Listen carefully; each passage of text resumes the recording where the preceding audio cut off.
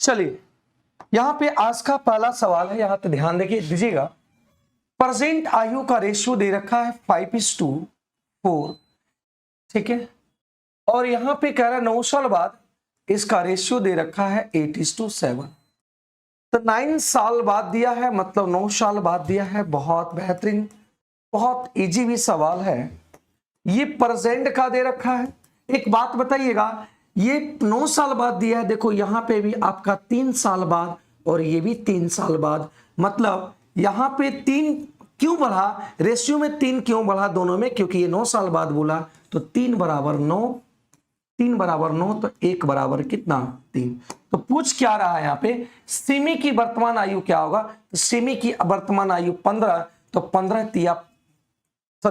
है, 5 तिया 15 इसका सही उत्तर आ जाएगा। 15 इज द राइट आंसर, 15 सही उत्तर आ जाएगा। ठीक है,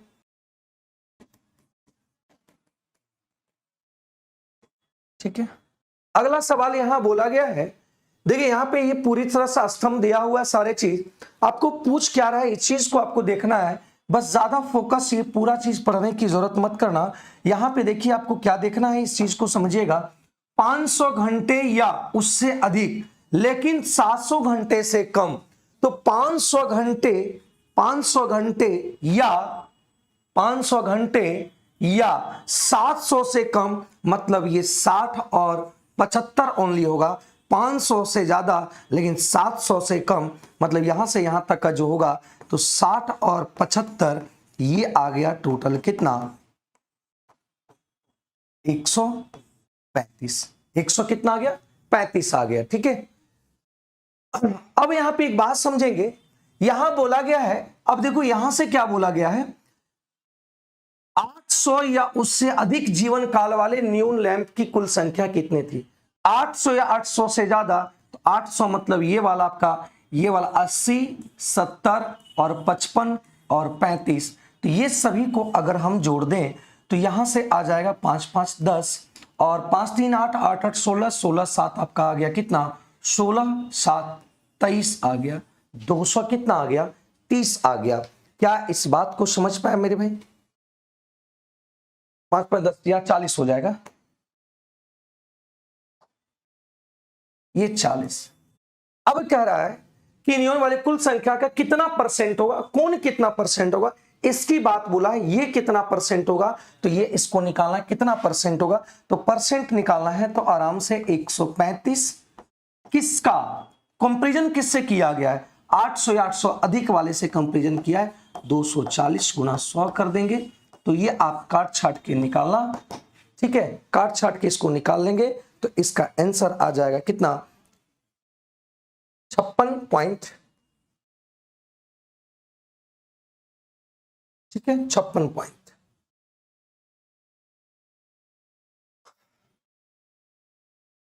पूनम कुमारी क्या बताएं, कहते कोई तो बताइए क्या हुआ। Poonam sir online test late से डाला गया है, लेट से डाला गया है तो कोई बात नहीं, ठीक। ये सब देखो गुणा भागा करना आपका काम है। देखो ये सवाल आपके बेहतरीन सवाल है, अगर इसको हम एक्स मान के बनाएंगे तो ज्यादा समय लगेगा, लेकिन कुछ और तरीका से हम समझाने की कोशिश करते हैं। और देखिएगा यहां पे कह रहा है कि 15,400 रुपया की राशि 2 भागों में बांटा गया है, 2 भागों में बांटा गया है, और पहले को 9% की दर से और शेष 12% साधारण ब्याज की दर पर उधार दी जाती है।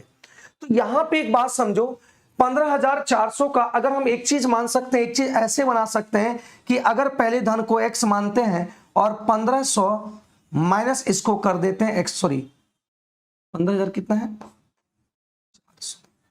इस पे बोला गया है 9% की दर से, 9% की दर से कितने सालों के लिए 3 साल, प्लस इस पे 12% की दर से कितना सालों के लिए 3 साल। तो ये आपका इतना बराबर कर देंगे, तो थोड़ा इसमें सॉल्यूशंस आपका डिफिकल्ट होगा और सॉल्यूशन थोड़ा सा ज्यादा टफ हो जाएगा, जिसकी वजह से आपका पेपर में ज्यादा समय लग जाएगा। तो इसको इस टाइप से नहीं बनाना है, तो ध्यान दो किस तरीके से बनाना है, इस बात को समझिएगा। मान लेते हैं कि 15,400 को 2 धनराशि में बांटना है, तो एक धनराशि को मान लो 100x और दूसरे धनराशि को मान लो 100y।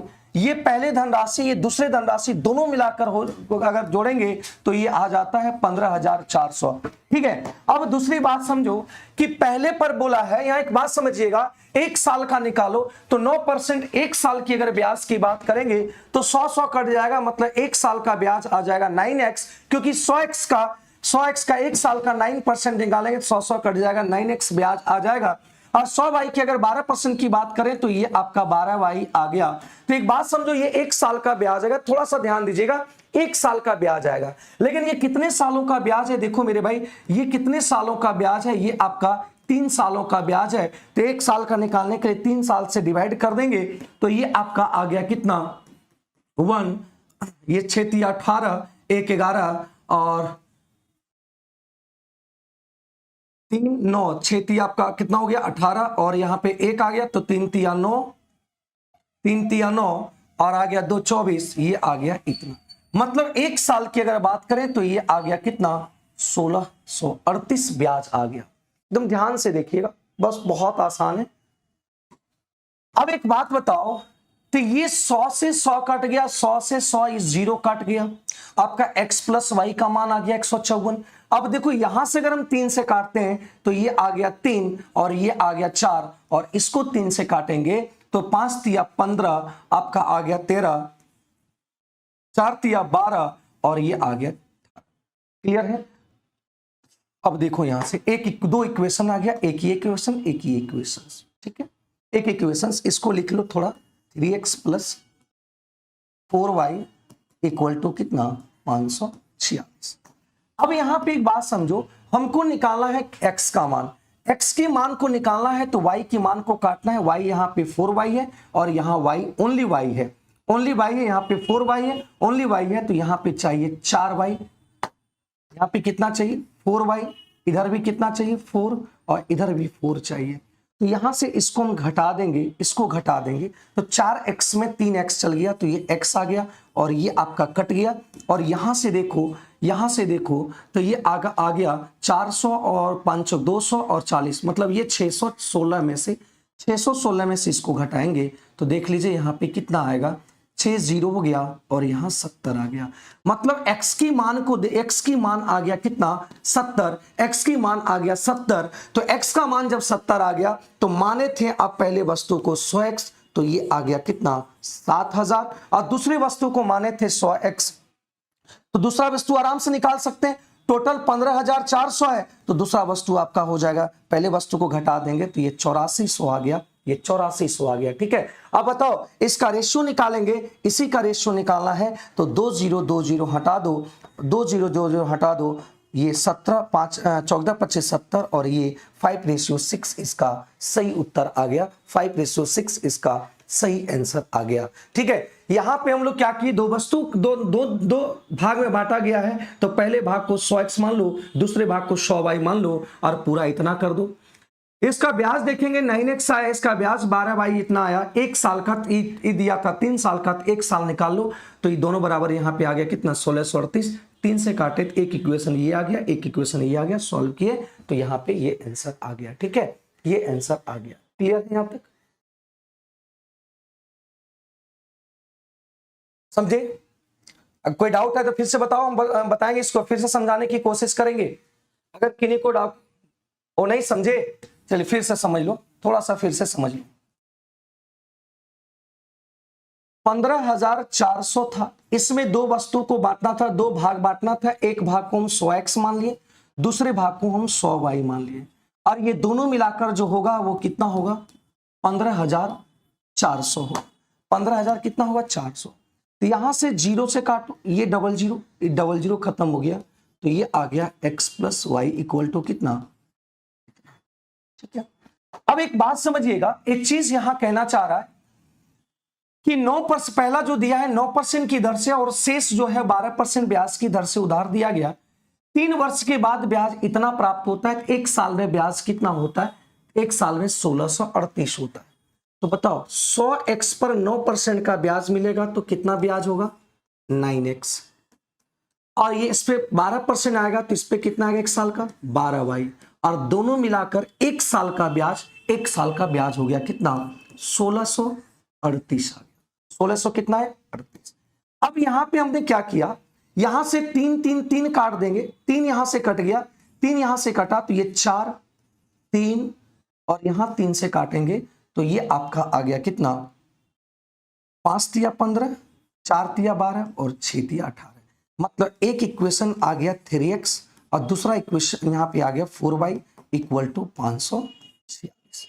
अब ये दोनों इक्वेशन में कंपैरिजन करो और दो इक्वेशन जब आ गया, जब दो इक्वेशन आ गया तो हम क्या करेंगे, जब दो इक्वेशन आ गया तो आसानी से हम निकाल सकते हैं। तो दो इक्वेशन, एक इक्वेशन ये आ गया और एक इक्वेशन ये आ गया, दो इक्वेशन आ गया, एक इक्वेशन ये और एक इक्वेशन ये। तो यहां से हम x की मान निकालना 4y, तो 4y यहां पे, तो 4y यहां पे कर दो, यहां भी 4 कर दो, यहां भी 4 कर दो। अब इसको घटा दो तो देखिए 4y कैंसल, 4x में से 3x आ गया x। अब ये x आया तो यहां पे देखो ये आ गया कितना 616 में से इतना घटाएंगे तो ये आ गया 70। मतलब x का मान 70 आ गया। x का मान जब 70 आ गया तो पहला वस्तु का दाम माने थे 100x, तो ये आ जाएगा कितना 7000। और दूसरे वस्तु, टोटल वस्तु का दाम 15400, एक वस्तु का 7000, तो दूसरा वस्तु हो गया कितना 8400। और यही रेशियो पूछ रहा था, यही रेशियो आ जाएगा 5:2 कितना 6, इसका सही उत्तर आ जाएगा। ठीक है, यही इसका सही उत्तर आ जाएगा। ठीक ना, ठीक है, रिपीट कर दिया, आप देख लीजिएगा इसको, या तो इसको ऐसे कैलकुलेशन कर सकते हैं, ऐसे भी कैलकुलेशन करके आप निकाल लेंगे, देख लीजिएगा। दोनों तरीके से हम आपको बता दिए, देख लीजिएगा।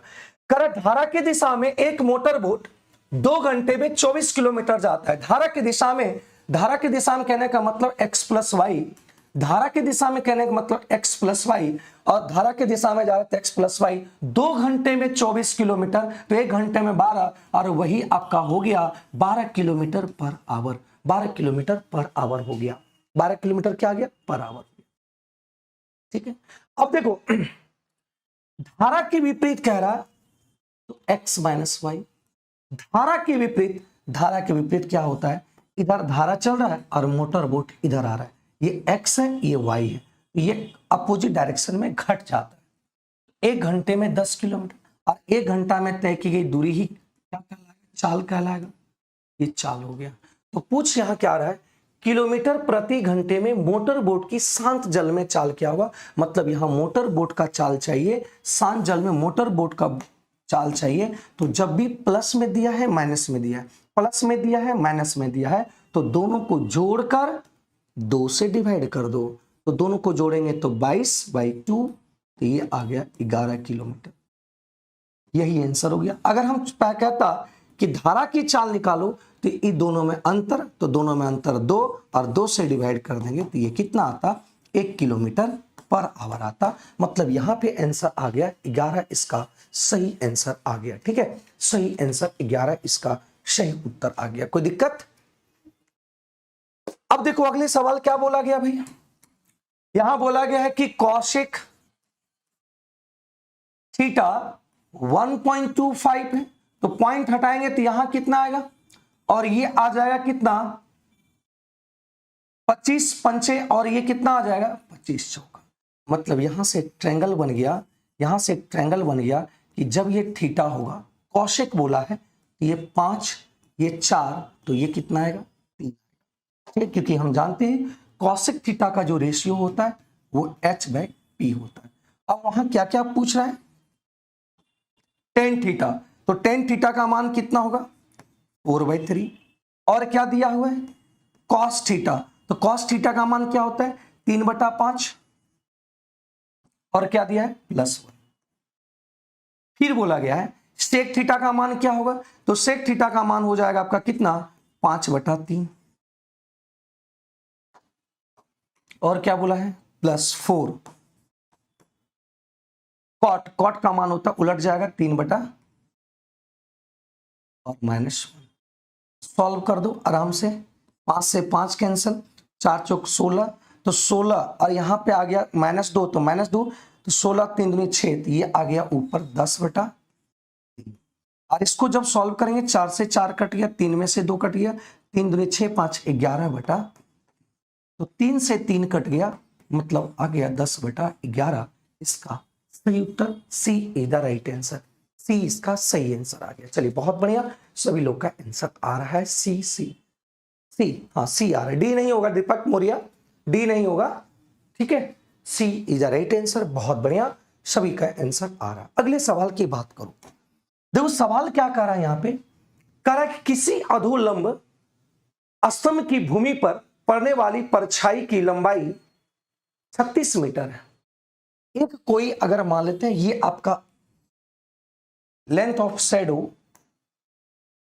ठीक है, ये क्या है, यहां पे प्रकाश की लाइट है और प्रकाश की लाइट है, और यहां जब लाइट लग रहा है तो इसकी यहां पे भूमि पर आपका परछाई हो रहा है। ये आपका क्या है, परछाई है, और ये परछाई दे रखा है कि कितना यहां इसके बेस से कितना मीटर आगे है, तो ये 36 मीटर आगे परछाई है। यदि उस समय सूर्य का उन्नयन कोण इस प्रकार है, किस प्रकार है, सेक थीटा, अगर हम ये मानते हैं कि इसका जो परछाई है और भूमि से ये थीटा एंगल बनाता है, और जब थीटा एंगल बनाएगा तो सेक थीटा की बात करेगा, तो सेक थीटा बराबर होता है h/b, मतलब ये 13, तो ये आपका 12, तो ये आपका 5 होता है। आप जानते हैं ट्रिपलेट 5 12 13 होता है।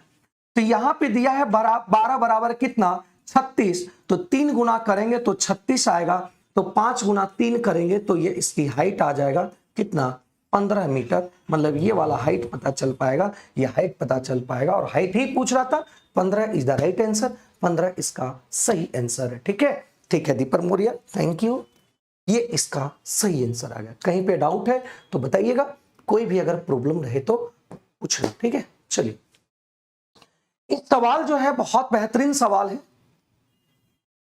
हाँ पीजीटी के लिए क्लास है अनूप कुमार।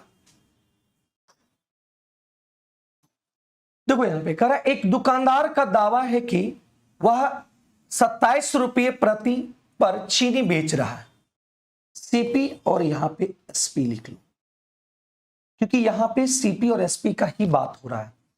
27 रुपये पर केजी चीनी बेच रहा है, मतलब एक दुकानदार की बात किया कि वो 27 रुपये प्रति केजी चीनी बेच रहा है, तो ये आपका बेच रहा है, मतलब ये 27 यहां रेशियो हो जाएगा, और यहां पे खरीद रहा है, कह रहा है कि मूल्य पर मिलती थी जो उसे 30 रुपये केजी पर मिलती थी, मतलब 30 रुपया उसका सीपी हो गया, मिलता था एज्यूम किया गया, तो वही आपका सीपी हो गया। यहां तक कोई डाउट है बोल दो, मतलब बेच रहा है 27 रुपया में, लेकिन उपलब्ध होता था 30 रुपया में, 30 रुपया उपलब्ध होता था, मतलब 30 रुपया इसका क्या था, शिपी था, और बेच रहा है कितना में, 27 में बेच रहा है। इस बात को यहां पे देखो, फिर क्या बोला आगे, लेकिन वह 100 ग्राम के बजाय 750 ग्राम बेच रहा है। मतलब आप जब ये क्या बोलते हैं, जो बेईमान ये व्यापार वाला कॉन्सेप्ट पढ़ रहे थे, बेईमान व्यापार वाला, डिसऑनेस्ट, है ना, तो यहां पे इस बात को समझिएगा, यहां से इस बात को समझिएगा,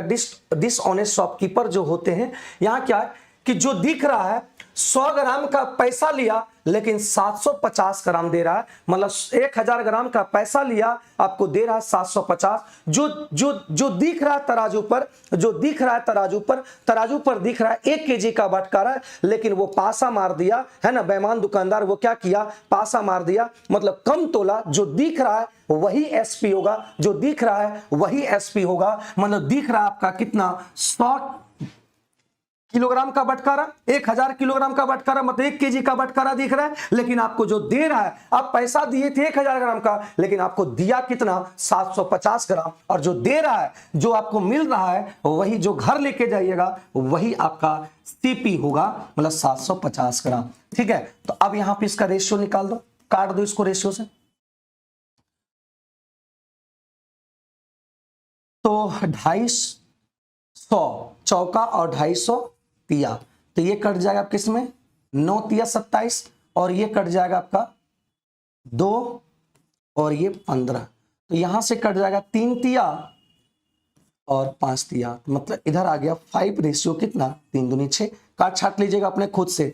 तो देखो 5 रुपया में खरीदा था और बेच रहा है, तब पर भी उसको मुनाफा होगा, 5 रुपया में खरीदा और 6 में बेच रहा है, इसका मतलब 1/5 का क्या हो रहा है, 1/5 का क्या हो रहा है, वो प्रॉफिट कमा रहा है, प्रॉफिट मतलब ये 20% का लाभ कमा रहा है, मतलब ए इसका सही आंसर होगा, ए इसका सही आंसर होगा। क्या इस बात को समझ पाए, ए इसका सही आंसर होगा। क्लियर है यहां तक? 20% इज द राइट आंसर, 20% इसका सही उत्तर होगा। ठीक है, 20% इसका क्या होगा? सही उत्तर आएगा। ठीक है ना? जया कुमारी कह रही है 2.5, ये गलत है, 2.5 नहीं होगा। बात समझे? जो तराजू पे दिख रहा है वो एसपी और जो ले रहे हैं वो सीपी होगा। इस बात को ध्यान रखना, हमेशा ये कॉन्सेप्ट में कंफ्यूजन होता है, तो इस चीज को हमेशा ध्यान रखना। जो दिख रहा है, जो दिख रहा है, जो दिखे वो आपका एसपी होगा, लेकिन जो दिया जा रहा है, जो दिया जा रहा है वो आपका क्या होगा? सीपी होगा। इस बात को हमेशा ध्यान रखना। ठीक है,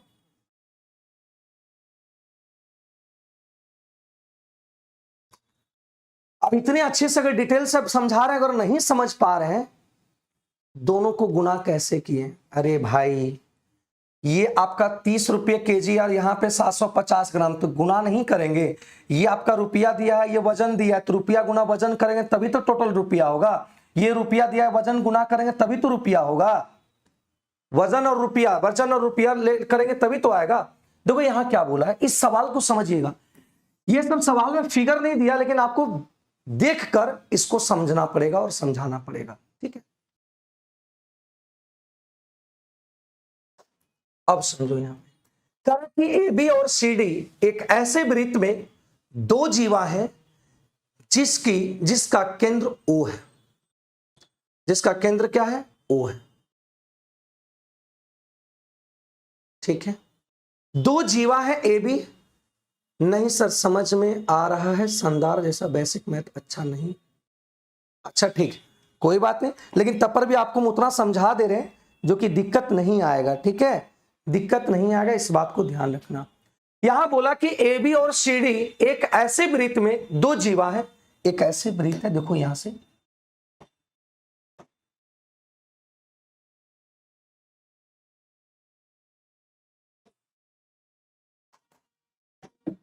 मान लेते हैं ऐसे दो वृत्त के जीवा है जिसका केंद्र ओ है। ठीक है, उसका व्यास एडी है। व्यास एडी बोला, देखो व्यास क्या बोला है? एडी। तो उसी तरीके से आपको बनाना पड़ेगा।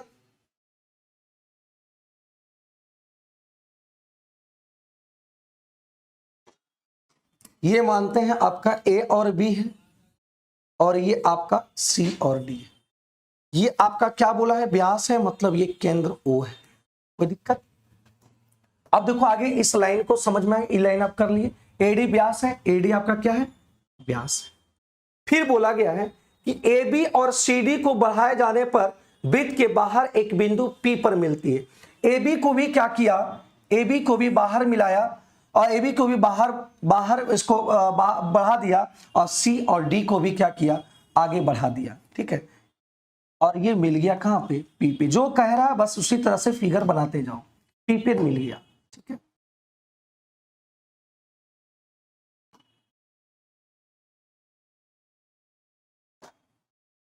अब समझिएगा, केंद्र इसको मानते हैं, वहां नहीं हो पाएगा।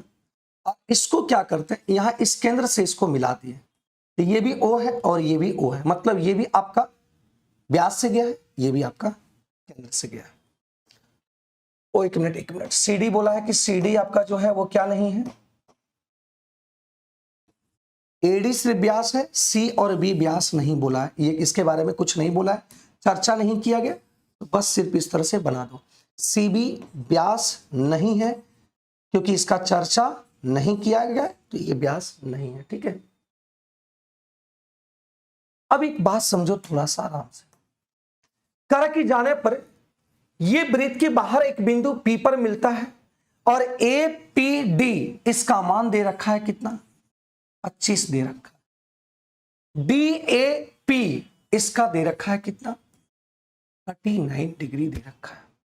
अब आप बताओ, अब यहां पे आप फिगर तो आपको बता दिए, फिगर बना दिए। अब बताओ, फिगर बना दिए,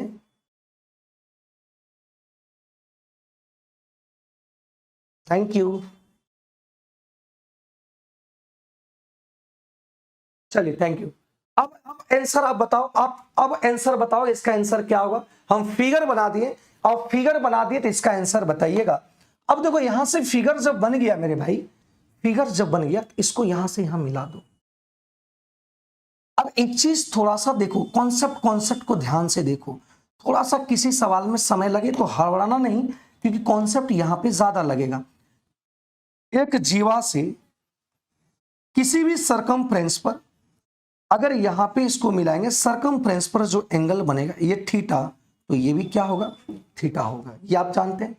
अब एक बात बताओ कि ये आपका जो ट्रायंगल बन रहा है और ये जो ट्रायंगल बन रहा है, ये जो ट्रायंगल बन रहा है, तो ये ट्रायंगल का ये बाह्य कोण हुआ कि नहीं? इस ट्रायंगल के लिए ये जो ग्रीन वाला कलर है इसका बाह्य कोण हुआ कि नहीं? अब ये बाह्य कोण होगा तो ये 39 और ये 25, तो 9 5 14 और ये 64 डिग्री होगा। अब एक बात बताओ, ये आपका जीवा है ए और सी, और सेम जीवा पर दो बार सरकमफ्रेंस पर बनेगा, तो ये थीटा, तो ये भी थीटा होगा। तो यहां देखो ये सरकमफ्रेंस पर बना है, ये इस तरीके से बना, ये इस तरीके से बना है ना, देखो ये इस तरीके से बना और ये इस तरीके से बना, तो ये 64, तो ये भी 64 होगा। क्या क्लियर है? अब पूछ क्या रहा है, यहां पे सीबीडी के बारे में पूछ रहा है। सीबीडी मतलब यहां से इसको मिला दो, यहां से इसको मिला देते हैं, तो यहां से इसको जब मिला देंगे तो ये एंगल पूछ रहा है, ये एंगल पूछ रहा है। तो एक चीज और ध्यान दीजिएगा, अगर ये व्यास है और इसके सरकमफ्रेंस पर दोनों व्यास को मिला देते, व्यास के दोनों छोर को मिला देते हैं, तो ये एंगल 90 डिग्री का होता है। इसका मतलब देखिएगा, ये व्यास है, ये व्यास है और ये आपका सरकमफ्रेंस पर एंगल बना है, तो ये 90 डिग्री होगा, और ये 90 डिग्री होगा, तो ये आपका एंगल कितना होगा, 26 होगा। मतलब यही पूछ रहा था CBD, तो ये आंसर हो जाएगा कितना, 26 इज द राइट आंसर। 32 नहीं होगा दीपक मौर्य, 32 नहीं होगा, C 26 आ जाएगा। इसमें देखो एक कॉन्सेप्ट ये मिल गया, एक कॉन्सेप्ट ये लागू हुआ, और एक कॉन्सेप्ट बाह्य कोण, जो बाह्य कोण होता है किसी त्रिभुज के इंटरनल सम्मुख एंगल का योग के बराबर होता है। तो ये दोनों चीज को समझ पाए और दोनों चीज को। रुपेश कुमार रोशन, समय नहीं है मेरे भाई, 70 और 71 सेट नहीं हुआ, कोई दिक्कत नहीं। अभी समय नहीं होने की वजह से हम एक क्लास को अपसेंट किए थे, हम नहीं आए थे, घर पे चले गए थे, तो इस वजह से वो क्लास नहीं ले पाए थे। टेंशन मत लो मेरे भाई। तो ये आपका आंसर आ गया। क्या इस बात को समझ पाए?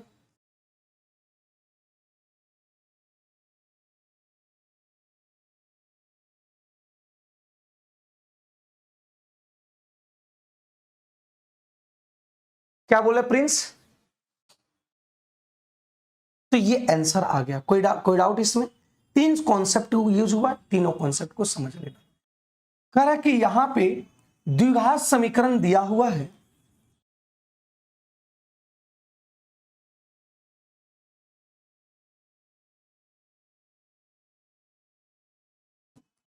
अब यहां पे बोला गया है, एक चीज देखो यहां से, चलो कुछ है यहां देखो, एक चीज देखेंगे यहां से, ये a माइनस बी के होल स्क्वायर में, ये कैसे सर? देखो यहां पे क्या हम इसको लिख सकते हैं, कैसे समझे? क्योंकि यहां पे 2 और ये आपका √6 है, मतलब √3 इंटू √2 करेंगे तो √6 होगा। इसका मतलब ये a और b का, a माइनस बी के होल स्क्वायर में, तो इसका मतलब ये फॉर्मूला में 2 आया, और यहाँ पे आ गया √3x आ गया, और ये √2 आ गया, तो प्लस यहाँ पे हम √2 का होल स्क्वायर करेंगे। क्या एक बात बताइएगा, ये करेंगे तो क्या यही आएगा कि नहीं?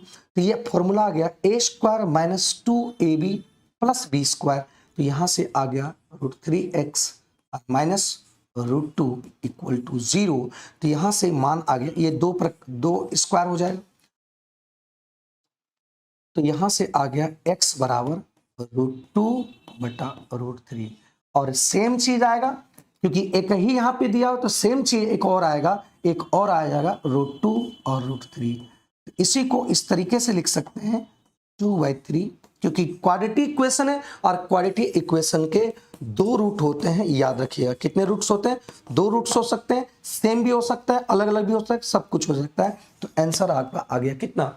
B is the right answer, B इसका सही आंसर हो गया। ठीक है,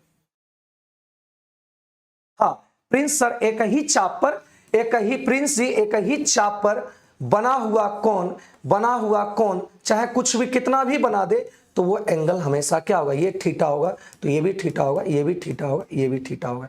एक ही चैप्स अगर कोण बनाएंगे तो सभी थीटा होंगे, इस बात को ध्यान रखना, ठीक है। B is the right answer, बहुत बढ़िया, बी सभी का आंसर आ रहा है, बहुत अच्छी बात है। तो ये √2/3 आ गया। क्लियर है? गुड आफ्टरनून भाई। अब यहां से बताओ, दो समबाहु त्रिभुज है,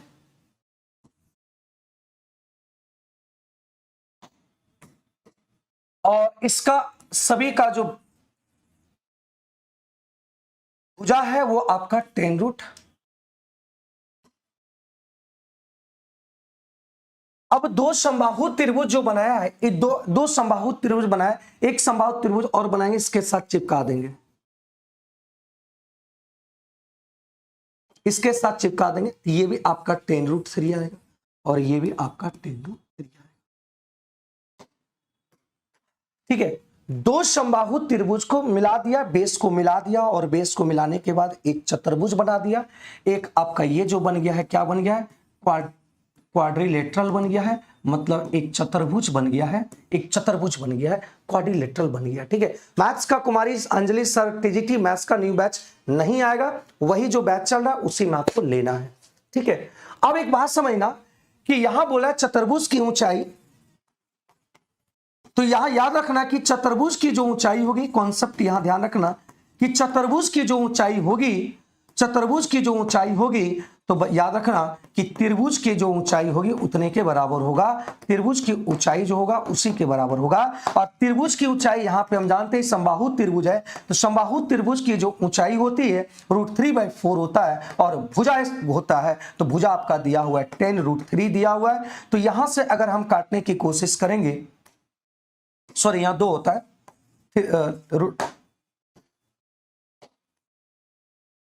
एरिया में होता है यहाँ पे, तो यहाँ पे 2 आया, तो इसको काटेंगे 5, और ये आ गया कितना, 15 आ जाएगा। Option number B is the right answer. सभी का बी आ रहा है, बहुत बढ़िया, सभी का बी भी आ रहा है, बहुत अच्छी बात। तो याद रखना कि चतुर्भुज की जो ऊंचाई अगर बात करें, चतुर्भुज की जो ऊंचाई बात करेंगे, तो त्रिभुज की ऊंचाई जो होंगे वही होगा। ठीक है, वही होगा, ठीक ना। अगली बात करते हैं, कह रहा है त्रिभुज एबीसी में भुजा एसी की लंबाई, देखो यहां पे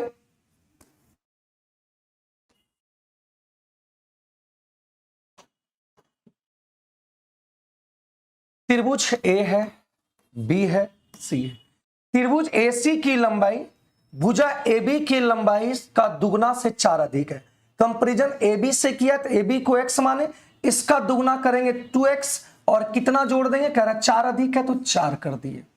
फिर बोला कि बीसी भुजा AB की लंबाई का 3 गुना, तो 3 और माइनस क्या कर दिए, 4 कर दिए। ठीक है, अब ये बोला गया है कि ABC का परिमाप दे रखा है 60, तो परिमाप इसको लिखेंगे x, जोड़ देंगे सभी भुजाओं का, x 2x 3x और 3x कितना आ गया 6x, और 4 4 कट गया, इसका आ गया कितना,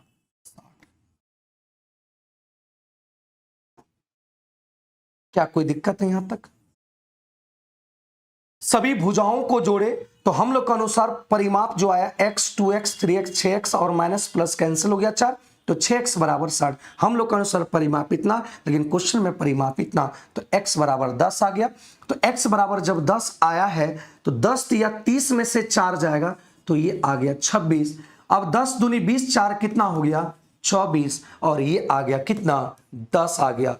तो आप जानते होंगे मेरे भाई, आप जानते होंगे कि ये ट्रायंगल जो होगा, आप जानते होंगे कि ये अगर 10 है, ये 24 है और ये 26 है, तो ये एक राइट एंगल ट्रायंगल होगा। और ये इस तरह से त्रिभुज नहीं बनेगा, ये एक त्रिभुज इस तरीके से बनेगा, क्योंकि ये राइट एंगल ट्रायंगल है, और राइट एंगल ट्रायंगल का एरिया होता है half into base into height, base into height. तो ये कट जाएगा 12, तो ये आ गया 120 centimetre square is the right answer. C इसका सही उत्तर आ गया। ठीक है, सी इसका सही उत्तर आ गया, तो सभी का आंसर आ गया। कितना आ गया 100 100 100। ठीक है, सॉरी 120 आ गया। हाँ, 10 24 26 ट्रिपलेट बन गया, और जब ट्रिपलेट बन गया तो आप जानते हैं राइट एंगल ट्रायंगल बनेगा। राइट एंगल ट्रायंगल में एरिया होता है हाफ इंटू लंब इंटू आधार, आप इंटू लंब इंटू आधार, बेस इंटू हाइट होता है। ये चीज आप अच्छी तरीके से जानते हैं। अगले सवाल की बात करते हैं और अगले सवाल को देखो, 12 नंबर सवाल को देखो। 12 नंबर सवाल में कह रहा है कि एक वृत्ताकार पार्क को 6.5 प्रति वर्ग मीटर की दर से समतल कराने में लागत इतना लगा। देखो जैसे एक वृत्ताकार पार्क है, एक वृत्ताकार पार्क है, तो मान लेते हैं कि इसका एक वर्गाकार इतना मीटर हुआ, इस पे खर्च लगा 0.5, टोटल पे खर्च लगा है 36,036 रुपया। टोटल पे खर्च 36,036 रुपया लगा है। अगर इसको 1 मीटर रुपया का खर्च 0.5 है, जब ये लगा देंगे तो ये आपका आ जाएगा किसका, मीटर स्क्वायर का आ जाएगा, है ना, मीटर स्क्वायर का आ जाएगा। तो हम लोग को अनुसार एरिया इसका क्या होता है, 22/7 आर स्क्वायर होगा। क्लियर है? क्या यहां पे कोई डाउट है भाई? अब इसको जब काटेंगे, इसको काटेंगे तो ये आ जाएगा, ठीक है, ये काट लेना, इतना ही आएगा। देखो तो देख लो भाई, इतना ही आएगा ना।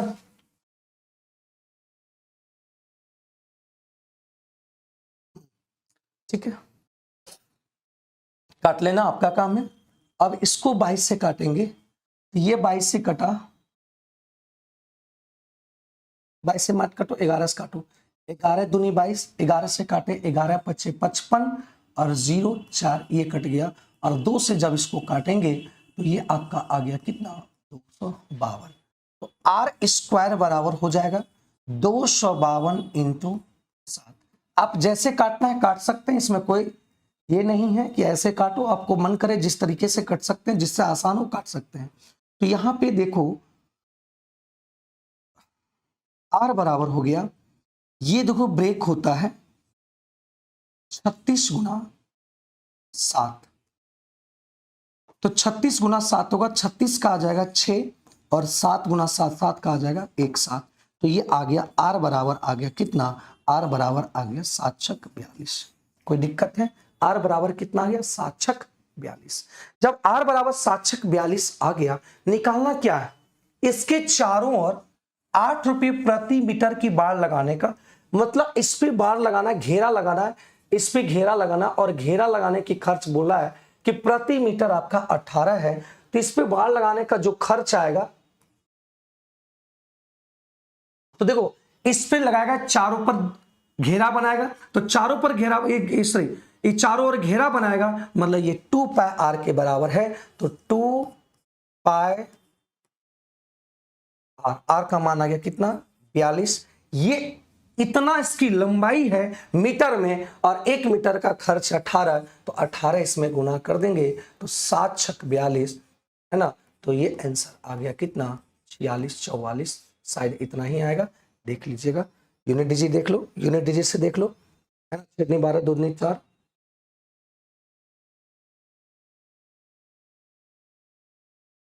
सॉरी यूनिट डिजिट यहाँ पे अलग आ रहा है, 6 दूनी 12 2 2 दूनी 4 8 चौक 32, ये आएगा।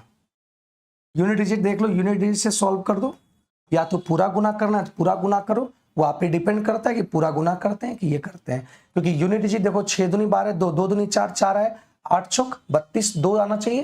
देखिए ऑप्शन यहाँ है, और मार के आगे निकल जाएंगे, ये आपका काम है। ठीक है, क्लियर है यहां तक? चलिए ये सवाल को देखो,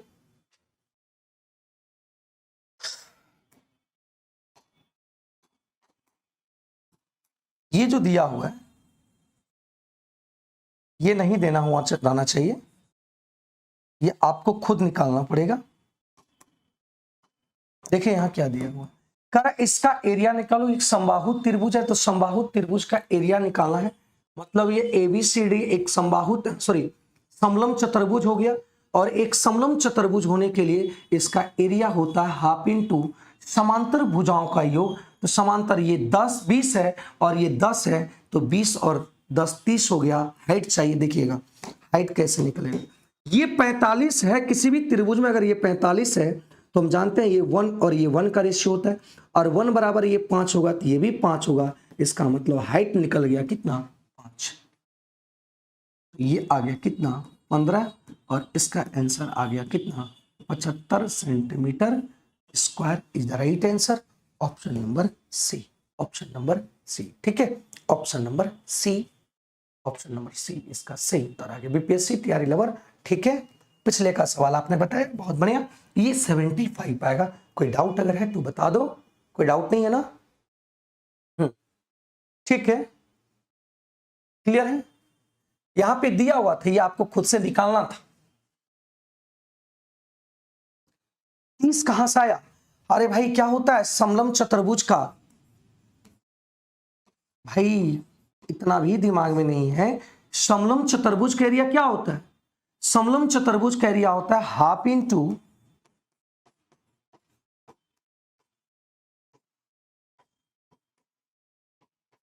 समांतर भुजाओं का योग गुणा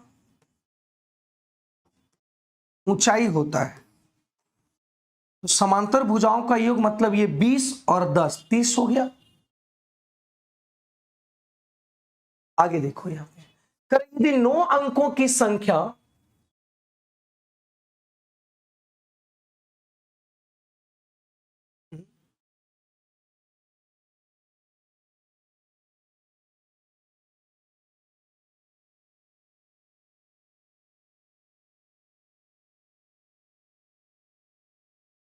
चलो 9 अंकों की संख्या है,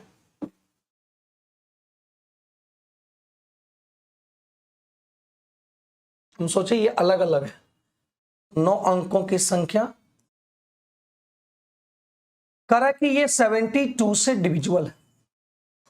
अब ये 72 से डिविजिबल है तो हम जानते हैं कि जब ये 72 से डिविजिबल है, ये जब 72 से डिविजिबल है तो इसके जो फैक्टर होंगे 8 गुना 9 इससे भी डिविजिबल होंगे। हम 8 ही और 9 क्यों तोड़े? क्योंकि हम जानते हैं 8 का भी डिविजिबिलिटी का परिभाषा जानते हैं और 9 की डिविजिबिलिटी की परिभाषा जानते हैं। अब 8 की डिविजिबिलिटी का परिभाषा ये है करा कि 8 से डिविजिबिलिटी का नियम क्या कहता है कि लास्ट के 3 डिजिट अगर 8 से कट गया तो ये पूरी संख्या 8 से कटेगा। तो यहां देखो 8 नमा 72 बचा कितना 6। जब 8 नमा 72 आ गया बचा 6 तो y की वैल्यू क्या रखें? यहाँ 6 है तो y की वैल्यू 0 से लेकर 9 तक क्या रखें? जो कट जाएगा तो y की वैल्यू क्या रखना पड़ेगा? 4। तो 6 और 4 64 हो गया, 8 8 64 कट जाएगा, मतलब y का मान कितना आ गया? 4। ठीक है, अब देखो 8 का नियम यहीं से चेक हो गया। अब हम आगे जब देखना है बीच में तो 9 के नियम को देखो, तो 9 के नियम देखो, 9 का नियम अंकों का योग 9 से कट जाना चाहिए। 9 खत्म, 6 3 9 खत्म, 8 8 16 3 19 बचा कितना है? 1 और 4 5 5 और 7 7 5 12, तो ये आपका मान आना चाहिए कितना? 6। तभी 9 से कटेगा। सभी को जोड़े तो यहां पे देखने को मिला, फिर से एक बार देख लो। 9 से काटने की अगर बात करें तो 6 3 9 खत्म, 9 खत्म, 8 8 16 3 8 8 16 3 19 और 4 कितना हुआ? 19 और 4 हुआ 23 और यहाँ पे x की वैल्यू क्या रखें? जो 9 से कट जाए तो 9 का मल्टीपल 23 के बाद 27 है तो यहाँ 6 रखना पड़ेगा, है ना? तो यहाँ पे आ जाएगा आपका 6। 6 होगा क्या 8 होगा? क्लियर है ना यहाँ तक? देख लो, कोई डाउट है नहीं ना? x की वैल्यू 6 आ गया तो यहाँ निकालना क्या है? x की वैल्यू 6 गुना 6 और 7 गुना कितना? 4। तो 6 36 और 7 चौक 28, ये आ गया 64 का रूट हो गया कितना? 8। इसका सही आंसर आ गया option number B. Option number B is the right answer. B सभी का आंसर सही आ रहा है। ठीक है,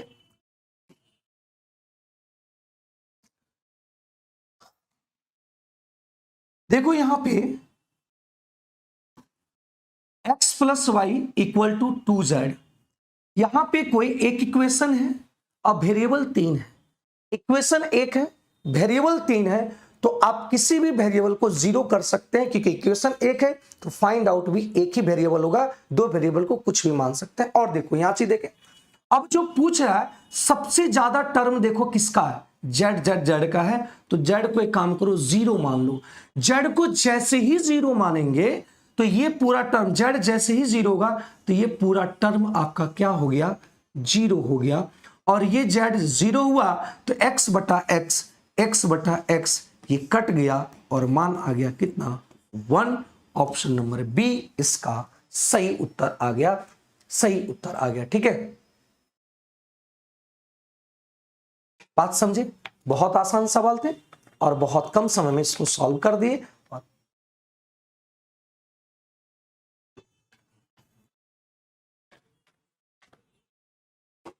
ठीक है, आपके मन में कुछ भी मान सकते हैं, जो मन करे वो मान सकते हैं और सॉल्व कर सकते हैं। आंसर पर कोई प्रभाव नहीं पड़ेगा, आंसर आपका 1 ही आएगा। एक्स वाई जेड आपको जो मन करे किसी को और वो मानो, आंसर पर कोई प्रभाव नहीं पड़ेगा। लेकिन हमने एक सटीक तरीका से आपको बताया कि मानना क्या है। तो यहां सबसे ज्यादा जेड था, जेड को जीरो मान लिए और सॉल्व कर लिए और आंसर आ गया। देखो कर ठोस बेलन का आयतन 2002 सेंटीमीटर, इसकी ऊंचाई दे रखा है, तो आधार का क्षेत्रफल क्या होगा। तो एक बात समझिए, बेलन का जो आयतन होता है वो पाई आर स्क्वायर एच होता है और ये दे रखा है कितना, 2002 दे रखा है। अगर यहां से देखा जाए तो एच की मान जो दे रखा है, एच का मान कितना दे रखा है, 13 दे रखा है और 13 से इसको काटेंगे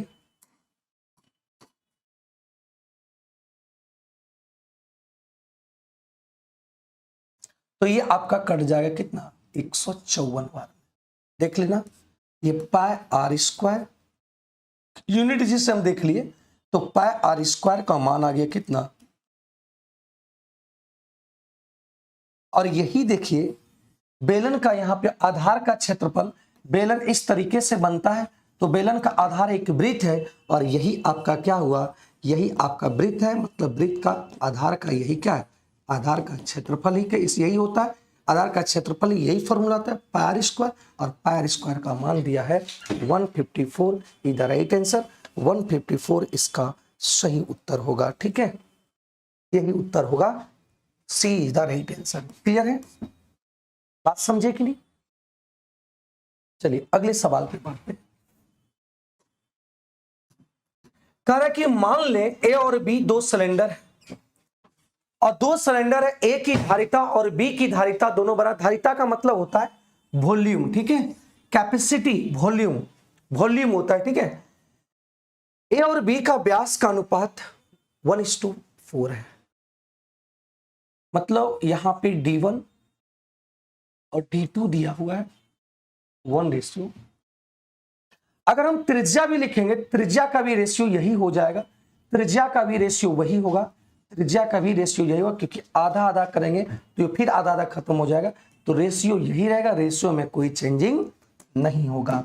और हम जानते हैं कि दोनों यहाँ पे सिलेंडर है, सिलेंडर का मतलब ये इसका जो वॉल्यूम होगा पाई R1 का स्क्वायर इंटू क्या होगा H1, तो आप दोनों कह रहे हैं बराबर, पाई R2 का स्क्वायर इंटू H2 का स्क्वायर, दोनों क्या करें बराबर है। जब ये दोनों बराबर है तो पाई से पाई कैंसिल हुआ, तो यहां से हम देखने की बात की H1 और H2 ये हो जाएगा R2 बाय R1 का होल स्क्वायर होगा। तो यहां से R2 की बात करें तो 4 चौक 16 और R1 की बात करें तो ये 1, तो ये H1 और H2 की रेशियो आ गया कितना, ये आ गया 16:1। ऑप्शन नंबर ए इसका सही उत्तर आएगा, ऑप्शन नंबर ए इसका सही आंसर आएगा। ठीक है,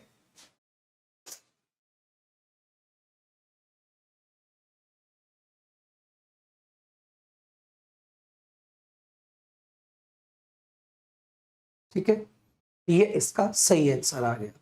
अब ये सिंप्लीफिकेशन है और सिंप्लीफिकेशन देखिए, सिंप्लीफिकेशन खैर आप लोगों को ही बनाना चाहिए, लेकिन फिर से देख लो, यहां पे क्या करेंगे, सबसे पहले ऑफ का काम होता है, सबसे पहले यहां पे ऑफ का काम होगा, उसके बाद भागा का काम होगा, उसके बाद गुना का प्लस माइनस काम होगा।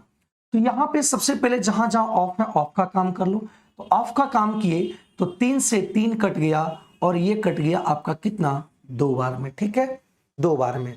तो यहां से देखो, अब जब 2 बार में कट गया तो ये 1/2 आ गया, ये भागा जब आ गया तो यहां से देखो ये प्लस वाले में प्लस वाले में, प्लस को उधर।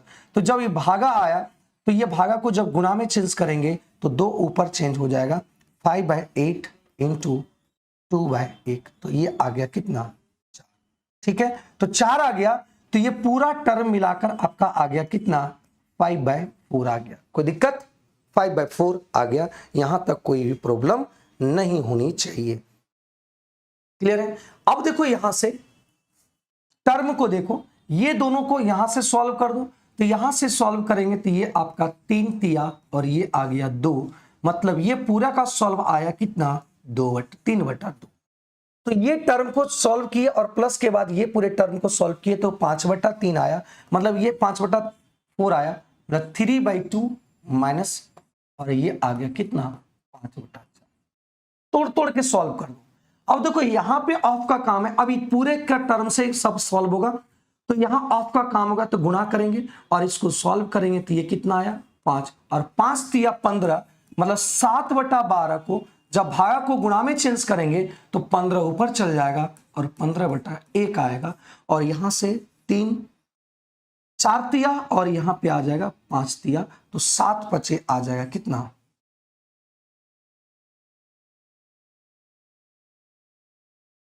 4 आएगा, 4 तिया और 5 तिया, तो यहां आ जाएगा 35 कितना 4। अब इसको सॉल्व कर दो तो ये आ गया 4 35, तो यहां पे 2 दूनी तो 3 दूनी 6, और ये आ गया कितना 5, तो 35 और 40 में से 6 गया कितना,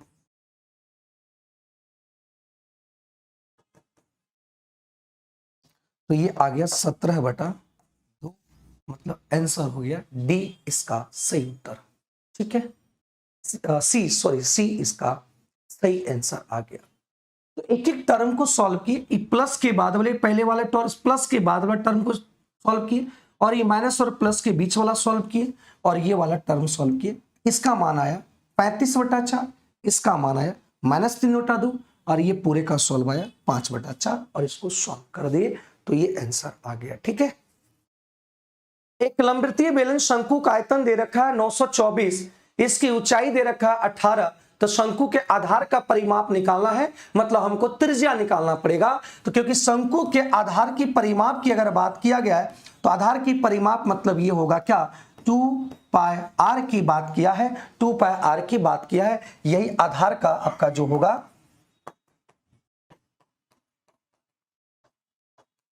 आधार का परिमाप होगा। तो यहां पे एक बात समझिए, इसका आयतन होगा 1/3 22/7 और r², और h का मान दिया हुआ है 18 और इक्वल टू है 900।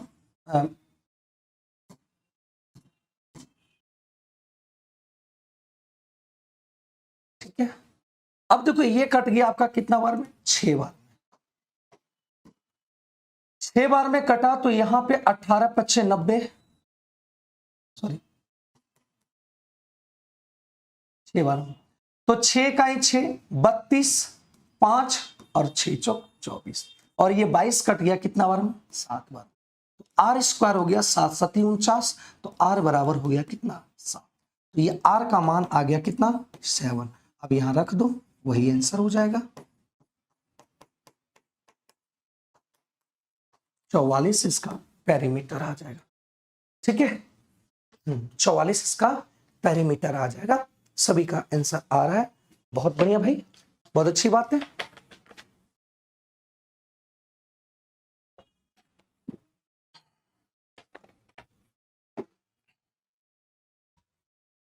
ठीक है, 44 इज द राइट आंसर। आगे बढ़ते हैं अगले सवाल पे। a + b के संभावित सभी संभावित मानों का योगफल ज्ञात करें जिससे संख्या 11 से विभाजित हो।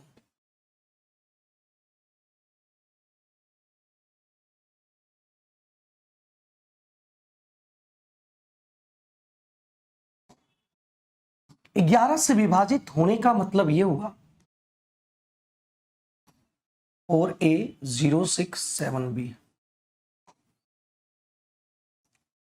अब यहां से 11 से विभाजित होने का मतलब हुआ अल्टरनेट डिजिट का सम 7 4 11, अल्टरनेट डिजिट का sum a plus B plus 6 equal to 11 से डिविजिबिलिटी का मान, अल्टरनेट डिजिट का सम और अल्टरनेट डिजिट के सम का अंतर जो होना चाहिए 0 होना चाहिए, 0 होना चाहिए, या तो 0 हो या तो 11 हो।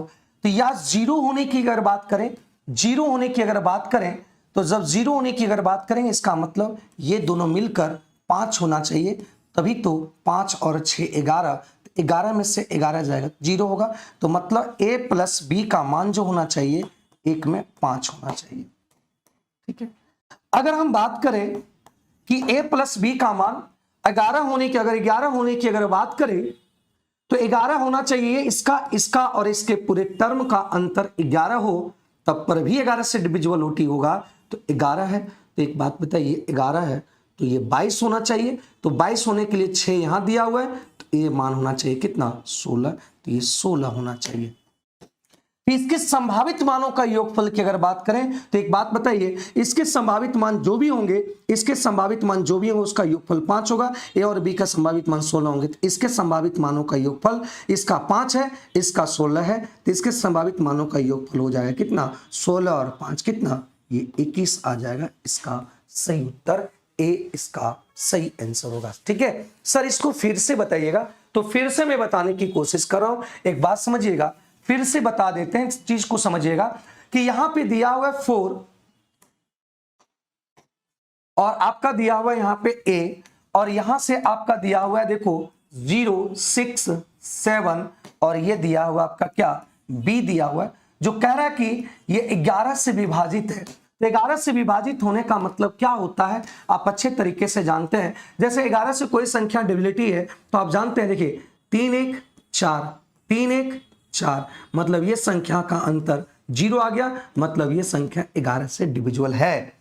और 11 भी अगर आ गया तो वो भी आपका डिविजिबल होता है, इस बात को समझिएगा। तो फिर से देखिएगा, अल्टरनेट डिजिट का सम, एक संख्या छोड़कर दूसरा संख्या, फिर एक छोड़कर, तो 7 4 11 ये आ गया ऊपर, और a और प्लस 6 और प्लस b, मतलब यहां से a plus b plus c 6 आ गया। अब ये दोनों का अंतर जब तक 0 नहीं होगा तब तक ये 11 से नहीं कटेगा, और ये कह रहा है कि 11 से डिविजिबल है। जब ये 11 से डिविजिबल है 0 आना चाहिए, तो ये जब ये 11 तो ये पूरा टर्म भी 11 होना चाहिए, तभी वो 0 से कटे, जब तभी 0 होगा तो 11 से कटेगा, मतलब ये पूरा टर्म 5 होगा, 5 और 6 11, 11 0 आ गया, मतलब a प्लस बी का मान कितना होगा 5। एक और पॉसिबिलिटी मान होगा, इस बात को समझिएगा कि अगर ये 11 भी अंतर होगा तब पर भी कटेगा आपका 11 से, तो यहां देखो 11 है तो यहां क्या रख दे, ये तो 11 कांस्टेंट, इसमें ना बढ़ा सकते हैं ना घटा सकते हैं, तो इसमें क्या रख दे कि ये दोनों के बीच का 11 का अंतर हो जाए। तो 11 का अंतर कब होगा, जब ये दोनों का तीनों का योगफल 22 हो, 22 और 11 का अंतर 11 हो जाएगा, तो 11 से कटेगा, इसका मतलब a प्लस बी का मान कितना होना चाहिए 16 होना चाहिए। a प्लस बी का मान क्या होना चाहिए 16, और ये तीनों का योगफल, ये दोनों का योगफल पॉसिबिलिटी चाहिए, तो ये आपका आंसर हो गया कितना 21 इज द राइट आंसर, ए इसका सही आंसर आ गया। ठीक है, बता दिए भाई, एक बार और बता दिए। ठीक है, अगली बात करें, यहां दिए गए आंकड़ा का माध्यिका निकालना, तो माध्यिका निकालने के लिए जो मीडियन निकालना है, मीडियन निकालना है, मीडियन, तो मीडियन निकालने की बात करते, देखो कितना टर्म है 1 2 3 4 5 6 7 8 9 10। अगर यहां पे n इवन रहता है तो फॉर्मूला क्या लगता है n/2 प्लस n/2 प्लस 1 वहां पद बाय 2 होगा। तो n मतलब ये 10, n कितना है 10 है, 10/2 मतलब ये 5वां हो गया, और ये 10/2 5 और एक कितना हो गया 6ठा पद बटा कितना 2 करेंगे। ये कब होगा माध्यिका जब भी निकालें, तो याद रखना माध्यिका जब भी निकालें तो डाटा आपका क्या होना चाहिए असेंडिंग ऑर्डर में होना जरूरी है, असेंडिंग ऑर्डर में होना जरूरी है, असेंडिंग ऑर्डर मतलब बढ़ते क्रम में होना जरूरी है। तो हमको देखना है पांचवा और छठा पद। तो देखो यहां से असेंडिंग ऑर्डर में आपको यहां से करना नहीं, यहां से समझना है। असेंडिंग ऑर्डर मतलब पहला नंबर, एक नंबर लिए, क्योंकि हमको पांचवा और छठा चाहिए। 11 के बाद 16, ये दूसरा होगा, ये तीसरा होगा, ठीक है, नहीं, ये दूसरा होगा, ये तीसरा होगा, और ये चौथा होगा, और ये पांचवा होगा, ठीक है, और ये आपका छठा होगा। पांचवा और छठा, तो पांचवा और छठा 18 प्लस 22 बटा 2 करेंगे तो ये आपका आ गया कितना, 20 आ जाएगा। Option number C, option number C. सभी का 2020 इज द राइट आंसर, सभी का 2020 आ रहा है, बहुत बढ़िया भाई, थैंक यू। सभी का आंसर आ रहा है, बहुत बढ़िया।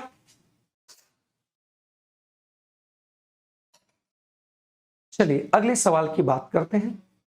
ये तो सीधा मार देंगे 1, क्या कोई दिक्कत है? अरे बोलिए, पिछले क्लास में भी बताए थे, क्या ये 1 डायरेक्ट हो जाएगा ना? बोलो, इसमें तो ज्यादा बनाना है नहीं, कल ही बताए थे, पिछले क्लास में बताए थे, तो आप कर लेना इसको। अगर नहीं तो यहां देखो, अगर जिसको जानना है साइन स्क्वायर, साइन बराबर हो जाएगा उधर क्या,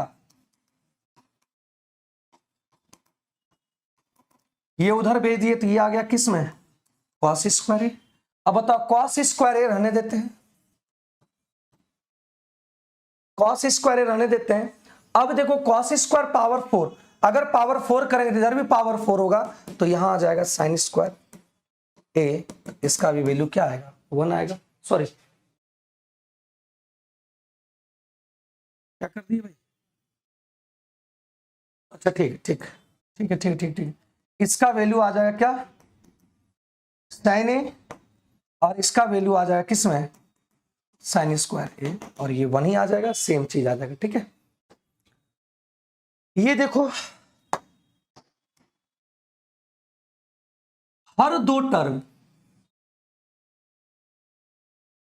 कितना आ रहा है, हर दो टर्म कितना आ रहा है, -1 प्लस -1 प्लस -1, या इसी तरह से डायरेक्ट लिख दो, प्लस माइनस -1 -1 -1। इस तरीके से देखो टोटल कितना टर्म है, 50 टर्म है, हर दो टर्म -1 हो रहा है, तो 50 टर्म टोटल है, तो ये आपका कितना टर्म्स हो जाएगा, तो 25 टर्म, क्योंकि हर दो टर्म आधा हो रहा है, हर दो टर्म 1 हो रहा है, इसलिए 50 का आधा 25 टर्म हो जाएगा।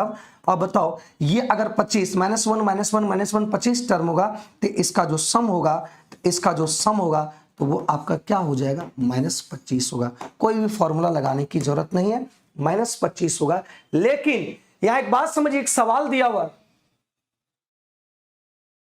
हाँ, टिक देना, हाँ, यूट्यूब साथ जो वीडियो हाइड किए हैं, हाइड कोई, विकास कुमार हाइड कोई वीडियो नहीं किया जाता है, लेकिन एक समझो, सभी लोग आंसर दे रहे हैं, सभी लोग आंसर दे रहे हैं 25 25 25, लेकिन थोड़ा सा ध्यान दीजिए, सवाल क्या कर रहा है, कह रहा है कि यहां पे युज प्रतिलोम है ना, युज प्रतिलोम एडिटिव इनवर्स है ना, एडिटिव इनवर्स की बात किया गया है। तो यहां क्या होता है, युज प्रतिलोम की अगर बात किया जाए है ना, एडिटिव प्रतिलोम इनवर्स की अगर बात किया जाए, तो याद रखना आप लोग गलती मार के चले आए, क्योंकि यहां पूरे क्वेश्चंस नहीं पढ़े। तो यहां पे होता है युज प्रतिलोम की बात करें तो जो आपका ये दिया हुआ है उसको निगेटिव दिया है, तो इसका आंसर चेंज करेंगे और साइन चेंज करके ये पॉजिटिव लिख लेंगे, तो ये आंसर आएगा, ठीक है। अगर पॉजिटिव होगा तो निगेटिव आंसर आएगा, और निगेटिव है तो पॉजिटिव आंसर होगा। ऑप्शन नंबर ए इसका सही उत्तर आ जाएगा, ठीक है। हाँ, इंटरचेंज हो जाएगा, आपस में इंटरचेंज, अगर माइनस होगा तो पॉजिटिव और पॉजिटिव होगा तो नेगेटिव हो जाएगा, इंटरचेंज हो जाएगा। समझे बात, यहां पे इस चीज को समझने की कोशिश करेंगे, ठीक ना। चलिए देखिए, यहां पे दो बिंदु है, एक बिंदु का कोऑर्डिनेट आपका 2 4 दिया हुआ है, और एक बिंदु का कोऑर्डिनेट आपका दिया है 7 9 दिया हुआ। अरे कह रहा है कि वो बिंदु बताओ, वह बिंदु बताओ जो कि इंटरसेक्ट कर रहा है एक दूसरे को, और ये 1 के रेशियो में और ये 2 के रेशियो में इंटरसेक्ट कर रहा है, यही आपको बताना है। तो यही जब आपको बताना है तो यहां से देखो एक बात समझिएगा, एक कोऑर्डिनेट जो आएगा x और y जो कोऑर्डिनेट आएगा, तो यहां देखो कैसे निकलेगा, इस बात को समझिएगा, इस बात को समझिएगा। ये वाला टर्म x के साथ मल्टीप्लाई हुआ, x2 के साथ मल्टीप्लाई हुआ, तो 7 गुना 1 7 हो जाएगा। फिर ये वाला 2 x2 के साथ मल्टीप्लाई, x1 के साथ मल्टीप्लाई होगा, 2 दूनी 4 और 1 2 कितना हो गया, 3 से डिवाइड करेंगे, ठीक है। फिर देखिए 1 लिए, y2 के साथ मल्टीप्लाई होगा तो 9 हो गया, और 2 y1 के साथ मल्टीप्लाई होगा जोड़ देंगे तो 4 दूनी 8 बटा 3 आ गया। तो 7 4 11, 11 बटा 3, 9 8 17, 17 बटा 3, मतलब इसका एक्स वाई का जो कोऑर्डिनेट होगा ये होगा सी, इसका सही आंसर होगा, ठीक है। इंटरनली सेक्शन फॉर्मूला यूज होगा और ये आ जाएगा। चलिए देखो, यहां निकालना हमको के का बंटन का, के संभावित मानों का गुणनफल ज्ञात करना है। निम्न तालिका में बारंबारता बंटन दिया गया जिसका समांतर माध्य 33 दिया हुआ है। तो देखो यहां पे माध्य बराबर, सबसे पहले हम क्या करेंगे, इसको योगफल पहले निकाल दो।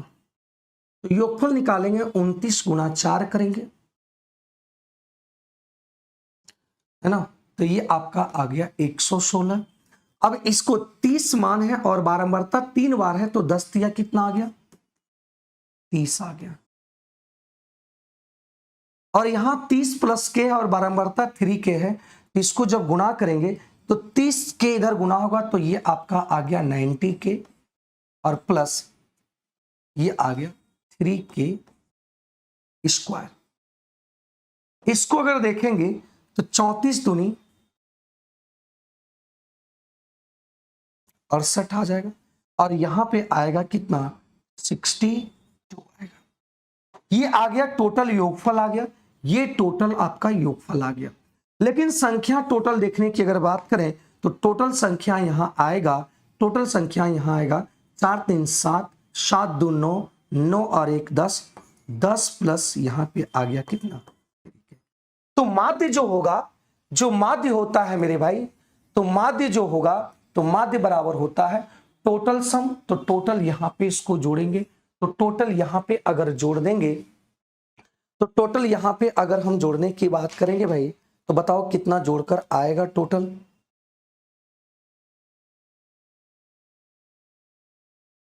एक 116 30 आपका आ गया 6 10 0 और 6 6 12, 12 और 3 15, 15 और 11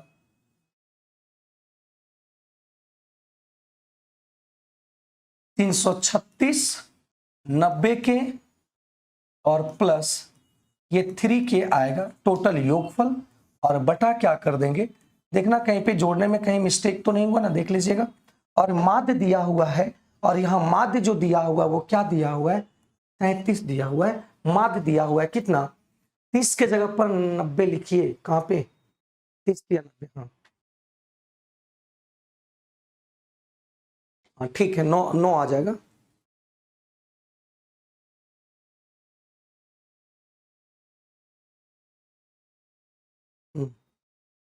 तो यहां से अगर हम इसको जोड़ते हैं तो देखो यहां पे ये आ जाएगा कितना,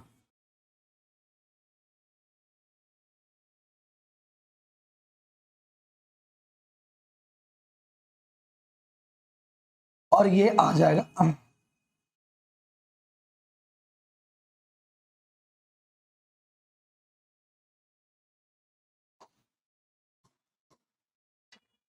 अब बताओ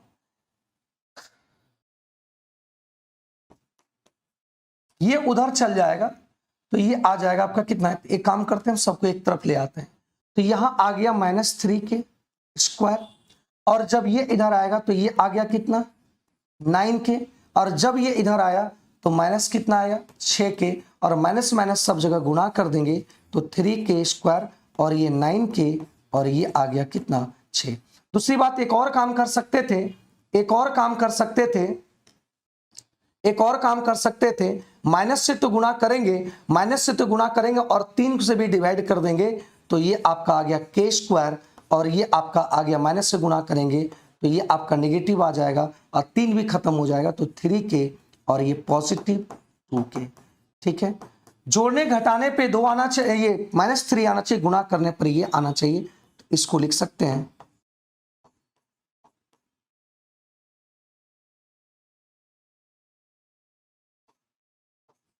लिख सकते हैं। तो ये आ गया के स्क्वायर प्लस 2 इक्वल टू 0। तो यहां से देखने को मिला के आ गया k -2 और यहां से आ गया, तो यहां से k का मान आ गया कितना 1 और 2, k का मान आ गया 1 और 2 आ गया, k का मान आ गया कितना 1 और 2 आ गया, और k का मान 1 और 2 आ गया। k के संभावित मानों का गुणनफल, तो k के 2 मान आए, एक ये और एक ये, इसी को जब गुणा करेंगे तो ये आपका आ गया कितना 2, तो 2, तो आंसर आ गया कितना b is the right answer, b इसका सही आंसर आ जाएगा। ठीक है, b इसका सही आंसर आएगा। ठीक है, यहाँ पे कोई दिक्कत किसी को अगर होगा तो देख लीजिए कहीं पे, अगर कहीं मिस्टेक तो नहीं है। ठीक है, अगले सवाल की बात करते हैं। करा 3 संख्याओं का अनुपात दे रखा है 4:9:13 दे रखा है 3 संख्याओं का, इनका लघुत्तम समवर्तक की अगर बात करें तो यहां से अगर x और x मानते हैं तो इसके लघुत्तम समवर्तक की अगर बात करें, मतलब एलसीएम निकाले, तो एलसीएम आ जाएगा कितना, गुणा कर देंगे 4 गुना 9 गुना 13 और ये x, क्योंकि x सब में कॉमन है तो कॉमन को वही लिखते हैं, और इसके बराबर दिया हुआ है कितना 2340 दे रखा है।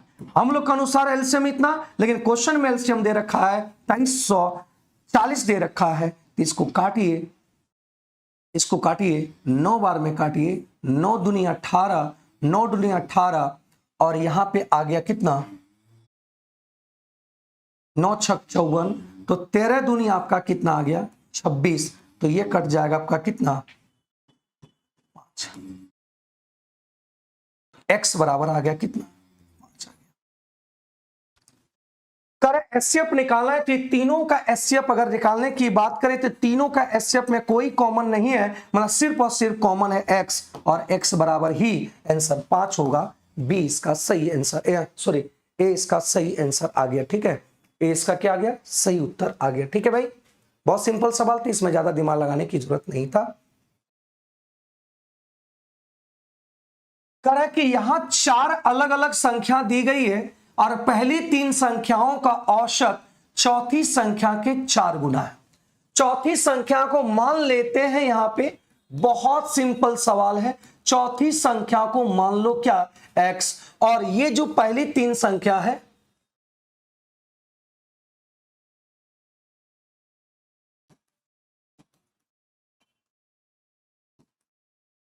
पहली 3 संख्याओं का जो औसत होगा इसका 4 गुना है, चौथी संख्या का 4 गुना है, तो ये 4x मान लो, ये 4x मान लो। कोई इसमें प्रॉब्लम है क्या कि चौथी संख्या को ही कंपैरिजन किया है कि पहली 3 संख्याओं का औसत चौथी संख्या का 4 गुना है, चौथी संख्या को x मान लिए तो आपका 3 संख्याओं का औसत 4x आ गया।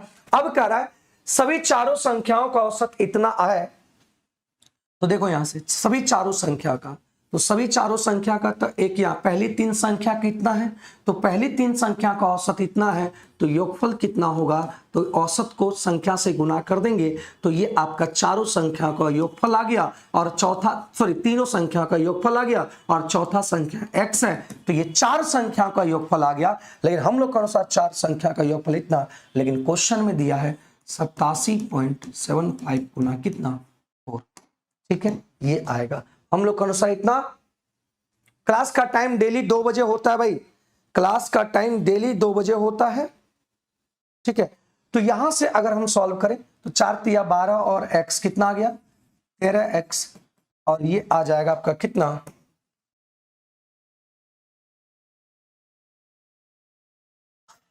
5 चौक 20,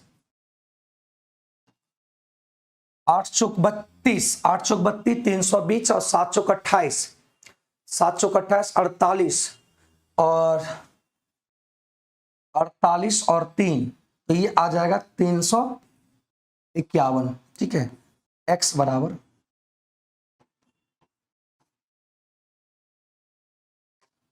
निकालना क्या है, पहली तीन संख्याओं का औसत कितना होगा, तो पहली तीन संख्याओं का औसत कितना होगा, तो ये कट जाएगा आपका 27 बार में, x का मान 27, तो पहली तीन संख्याओं का औसत बोला गया है, 4 गुना 27 कर देंगे तो ये 108 आ जाएगा। Option number B, option number B. Class Priyanka Bharati, class की टाइमिंग डेली 2 बजे से दोपहर 2 बजे।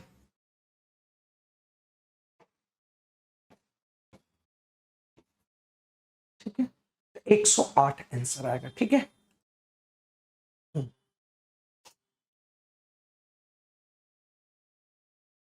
अगले सवाल की बात किया गया है, यहां देखिए कॉस थीटा है, कॉस थीटा है, तो कॉस थीटा अगर ये 2p है तो ये आपका h होगा p स्क्वायर प्लस 1। जब ये 2p और ये p स्क्वायर प्लस 1 होगा तो ये आपका p स्क्वायर माइनस 1 होगा, याद रखिएगा हमेशा, है ना। कुछ कुछ याद रखिए जो कि डायरेक्ट आप निकाल सकते हैं, डायरेक्ट कर सकते हैं, या आप वैल्यू पुट करके बना सकते हैं। तो यहाँ पे वैल्यू भी पुट कर देंगे, दोनों तरीके से बता देते हैं। तो साइन थीटा का जो मान होगा, तो साइन थीटा का मान होगा p स्क्वायर माइनस 1 और बाय p स्क्वायर प्लस 1। ठीक है, ये आंसर आएगा।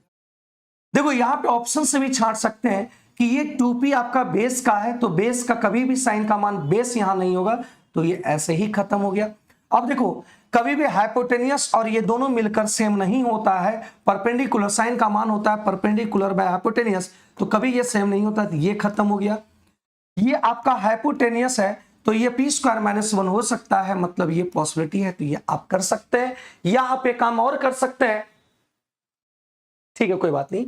अब इसको और काम कर सकते हैं कि ये अगर cos थीटा 2p और p स्क्वायर प्लस 1 दे रखा है, तो एक काम करो, p के बदले आप मान लो, p के बदले 2 मान लो, तो ये आ गया 2 दूनी 4 और 2 दूनी 4 1 5, ये 4/5 आ गया। तो साइन का मान हो जाएगा, साइन थीटा का मान 3 बटा क्या आ जाएगा 5, ट्रिपलेट जानते हैं, और 3/5 आया, तो यहां से 3/5 आया मेरे भाई, तो p का मान 2 रखें, कौन से ऑप्शन में 3/5 आ रहा है, तो यहां पे अगर हम p का मान 2 रखें, 2 दूनी 4, ये 4/5 आएगा, कभी नहीं होगा, ये सेम कट जाएगा, ये कभी नहीं होगा। यहाँ पे 2 दूनी 4, ये आ गया 3, ऊपर आ गया 3 और नीचे आ गया 5, मतलब 3/5 ये सेटिस्फाई हो रहा है, 3/5 ये सेटिस्फाई हो रहा है। तो यहाँ पे हम क्या रख लेंगे 5 3/5, मतलब सी इज द राइट आंसर। ठीक है, ये आंसर आ सकता है, दोनों तरीके से कर सकते हैं, इसके तरीके से भी और ये वाला भी।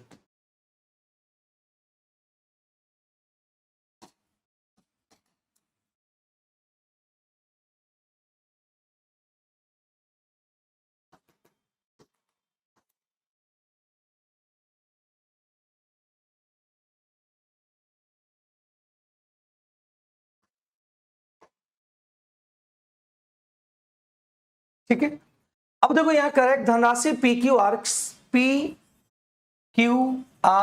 के बीच बांटा गया 3:4:5 कितना 6। करेक्ट कि यदि R और R को Q से 500 अधिक मिला, R को Q से 500 अधिक मिला, तो देखो 4 था यहाँ 5 था, कितना एक मिला 1 मिला, और यहां बोला है 500 अधिक मिला, तो उन सभी हिस्सों को योगफल ज्ञात कीजिए जितना हमें PQR में बांटा गया है। तो 1 यूनिट बराबर 500 निकालना है, 6 4 10 5 3 18, 18 5 90, टोटल का हिस्सा निकालना था, टोटल निकल गया, तो यहाँ पे आ गया कितना 9000, इसका राइट आंसर हो गया। क्लियर है, राइट आंसर हो गया। आगे बढ़ते हैं। एक देश की जनसंख्या 4% प्रति दशक मतलब क्या हुआ, दशक का मतलब हुआ कि यहां पे 10 साल में काउंटिंग किया गया है, तो 10 साल में आपका 4% बढ़ा, फिर अगला 10 साल में देखा गया, दशक का मतलब होता है 10 साल में काउंटिंग करना, है ना, ये 4% बढ़ा, फिर अगला 10 साल की बात किया तो अगला 10 साल में फिर 4% बढ़ा, तो ये हो गया दशक 10 साल में देखना।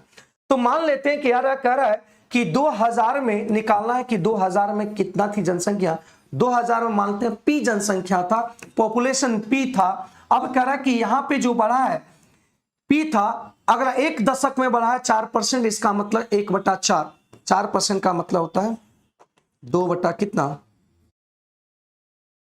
1 बटा कितना 25, मतलब 25 से 26 हो गया 1 सालों में। तो ये कितने सालों में होगा? तो ये कह रहा है 3 दशक हुआ है, तो 26/25। क्यों? क्योंकि यहां 2030 में दिया हुआ है, 2030 में दे रखा है कितना जनसंख्या? 158।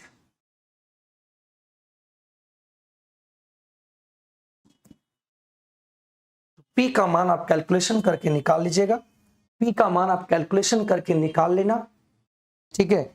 पी का मान आप कैलकुलेशन करके निकाल लेना मेरे भाई, ये काम आपका है, ये मेरा काम नहीं है, आप इसमें कर लीजिएगा, ठीक है। बी इसका सही आंसर आ जाएगा, कैलकुलेशन कीजिएगा तो पी बराबर आ जाएगा 1,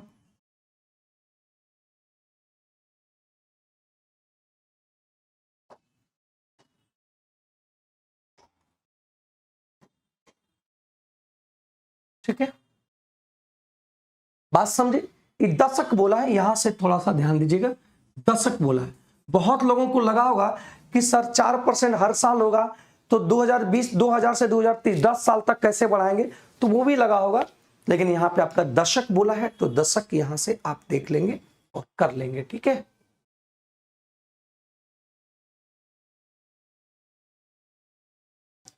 दो धनात्मक संख्याओं का रेशियो 9:11 दे रखा है, इसको हम 9x और इसको मान लेते हैं 11x। अब ये दोनों का गुणनफल दे रखा है कितना? दोनों का गुणनफल दे रखा है, ये दे रखा है, बस बहुत बढ़िया हो गया। 9 से काट दो, तो 9 से काटेंगे 9 सत्ती 63 और 9 चौक 36, 11 से काटेंगे तो 11 छक 66 और 4 11 चौक एक्स स्क्वायर बराबर आ गया 64, तो एक्स बराबर आ गया कितना? 8।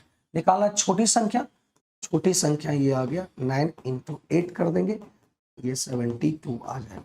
बहुत सिंपल सवाल थे, ठीक है, सिंपल सवाल थे, ये इसका सही उत्तर आ गया, ठीक है भाई। 72 इज द राइट आंसर, सभी लोगों का आंसर आ रहा है। विनीता, जया, अब्दुल्ला, रुपेश कुमार, रोशन, प्रवीण जी, एमडी आकिफ जावेद, विनोद, प्रियंका भारती, सभी का आंसर आ रहा है, बहुत बढ़िया, धन्यवाद आंसर देने के लिए। चलिए यहां पे क्या करेंगे,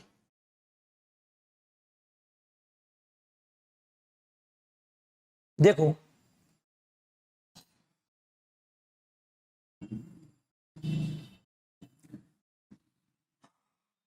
कभी भी रूट के अंदर ये तो स्क्वायर और स्क्वायर कभी रहेगा नहीं, तो ये ऐसे ही खत्म हो गया। तो आप ऐसे अगर देखना चाहेंगे तो आप अगर रिक्स लेना चाहते हैं तो सी मान के आगे बढ़ सकते हैं, नहीं रिक्स लेना चाहते, समय अगर आपके पास है तो बना के देख लो, एग्जाम में इस टाइप के क्वेश्चंस आए तो ये कर सकते हैं। तो यहां पे देखो ये आपका थीटा हो गया, तो ये आता है p/h, तो p का मतलब ये m हुआ और ये n हुआ, तो ये b का मान हो गया n का स्क्वायर माइनस क्या होगा? m का स्क्वायर, ठीक है। एक ये हुआ, एक काम ये कर सकते हैं, एक काम ये कर सकते हैं कि साइन अगर थीटा का मान, साइन थीटा का मान m/n है, तो m/ अगर n है तो आप अपने मन से मान लो 4/5, एक ट्रिपलेट मान लो, और ट्रिपलेट मान लेंगे तो 4/5 मतलब ये p का मान हो गया, ये h का मान हो गया, तो b का मान आपका कितना हो गया? 3 हो गया। b का मान कितना हो गया? 3 हो गया। तो एक बात बताइएगा, b का मान 3 हो गया, एक तो आप ऐसे काम कर सकते थे, tan थीटा का मान होता है b/p,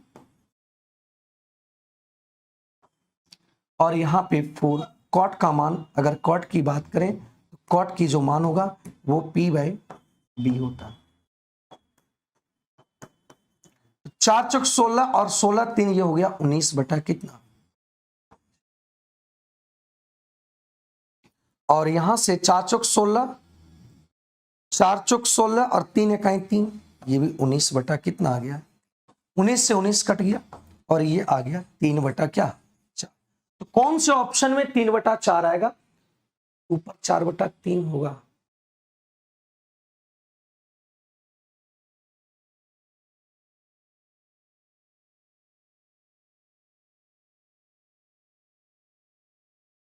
तो साइन होता है ना, ओ यहाँ पे टेन थीटा का मान ना, तो टेन थीटा का मान होता है ये P बाई बी।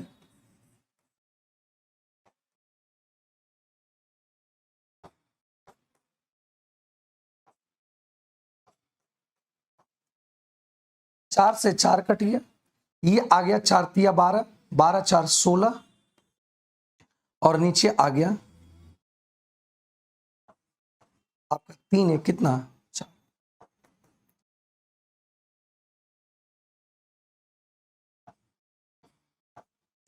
तो नीचे आ जाएगा 4 से 4 कट गया, तो ये आ गया कितना 4/3। तो कौन सा ऑप्शन में 4/3 आ रहा है? तो ये आंसर तो ऐसे भी चेक करके देखने की जरूरत है नहीं, तो ये आंसर ऐसे भी चेक नहीं करना है, इसको चेक नहीं करना है क्योंकि यहाँ पे स्क्वायर नहीं है, ये स्क्वायर तो नहीं, तो इसको चेक करने की कोई जरूरत है नहीं, ये तो ऐसे ही डिलीट हो गया। अब इसको चेक कर लेते हैं। m बराबर आप क्या माने 4, ठीक है 4 रख दिए। अब m बराबर 4 रखे तो 4 का स्क्वायर कितना आ गया 16, और n बराबर यहां पे रखे कितना है,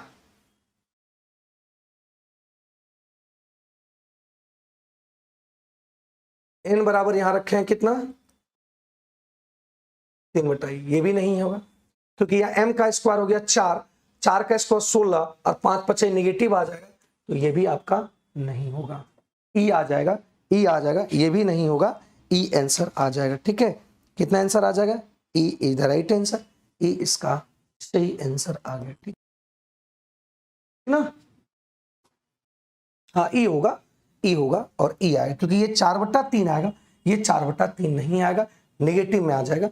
चाहे आप ऐसे कर सकते हैं, चाहे आप ऐसे भी निकाल सकते हैं, दोनों तरीके से निकाल सकते हैं।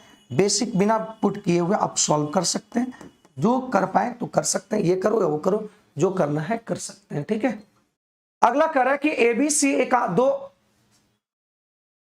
त्रिभुज एबीसी दो कोण है, ए बी और सी, ये बी और सी है, और इसका आंतरिक कोण मतलब क्या किया है, समद्विभाजित किया है, और समद्विभाजित जहां मिला है वही 132 डिग्री होगा।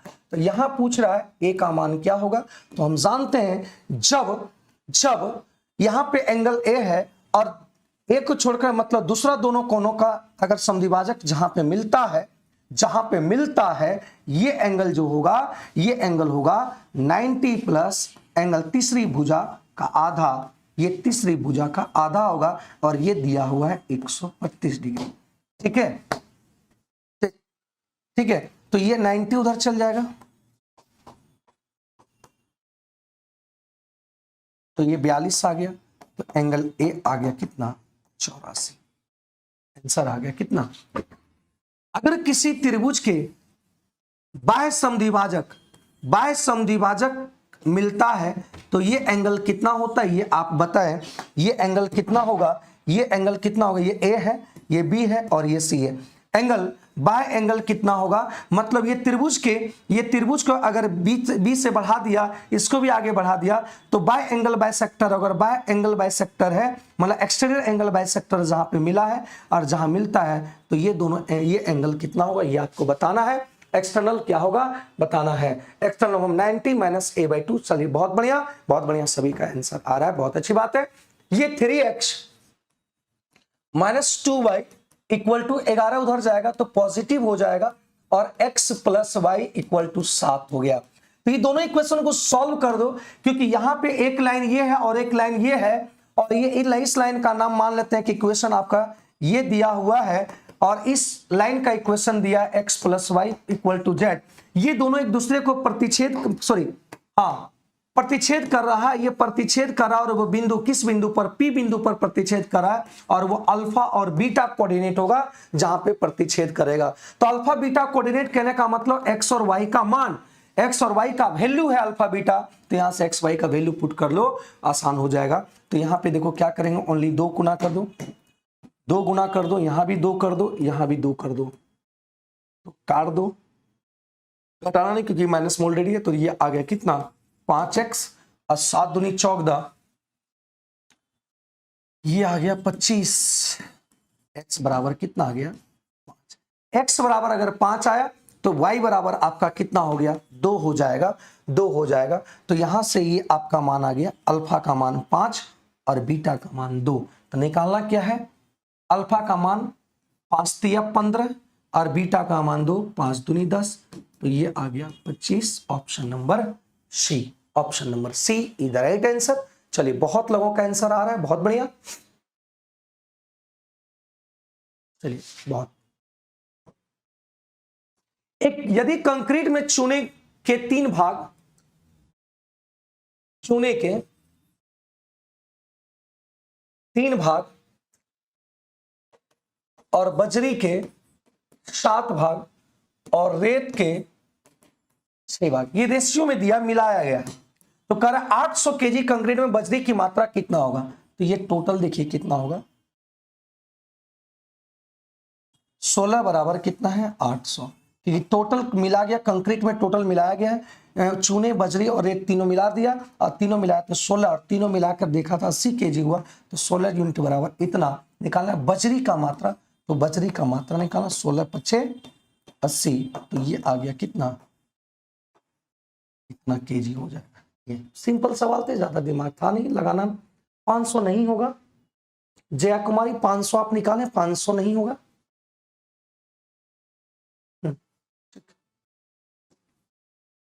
जब धनात्मक पूर्णांक n को 12 से डिवाइड किया जाता है, n को जब 12 से डिवाइड किया जाता है तो शेषफल बल बचता है कितना, 5। एक काम करते हैं, जो n है इसी n को हम लोग रिमाइंडर को ही n मान लेते हैं, रिमाइंडर को ही जब n मान लेते हैं यही आपका क्या हो जाता है n, जो रिमाइंडर होता है उसी को n मान लो, ठीक है, उसी को n मान लो। तो कह रहा है 8n² + 17 से अगर भागा देंगे 12 से तो शेषफल कितना बचेगा, तो n का मान हम 5 मान लिए, 5 × 5 = 25, 25 × 8 = 200,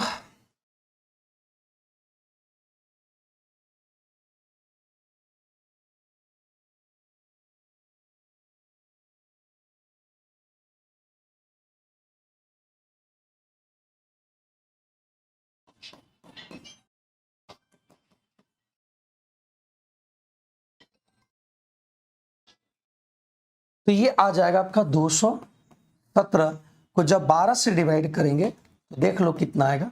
तो 12 से डिवाइड करेंगे तो रिमाइंडर कितना बचेगा इसकी बात करेंगे, तो 12 से काटेंगे तो ये आपका 897,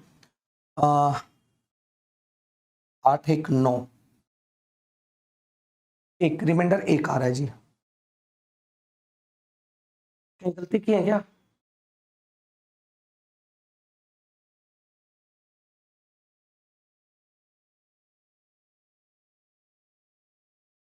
पच्चीस 8 = 200 और 217,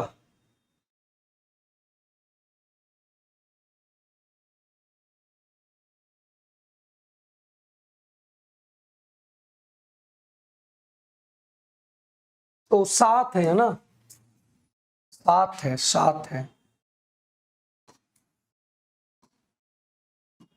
तो यहां रखें 25 × 8 = 200 और 200 + 7 ये 12 से डिवाइड है, मतलब 207 आपका 12 से डिवाइड होगा। तो बताओ, तो 12 से डिवाइड होगा तो यहां पे अगर बात करें तो 12 × 8 = 96, 12 × 8 = 96, 4 = 47, तो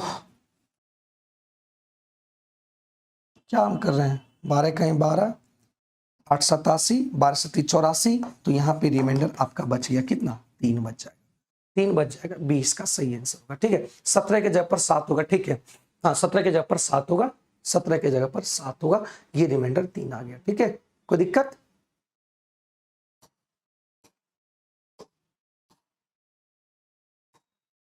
बी किसी काम को पूरा करने के लिए ए द्वारा लिया गया दिनों की संख्या का 5 गुना है। बी जो है किसी काम को पूरा करने के लिए ए जितना समय लेता है उसका 5 गुना लेता है, मतलब 1:5, ये आपका टाइमिंग है। तो टाइमिंग जब ये लेगा तो इसकी जो इफिशियंसी होगा तो इफिशियंसी भी आपका पलट जाएगा। इफिशियंसी हमेशा टाइम का इनवर्स होता है, इफिशियंसी हमेशा टाइम का क्या होता है, इनवर्स होता है, ये ध्यान रखना।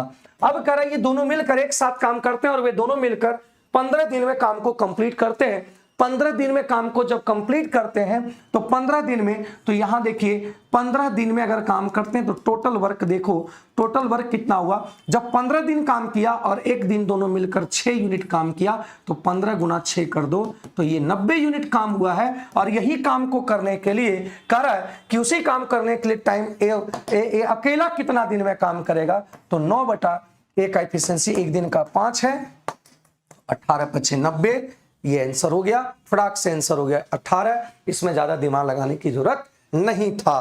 क्लियर है। अगली सवाल की बात करो, कह रहा है कि यहां पे एक त्रिभुज है,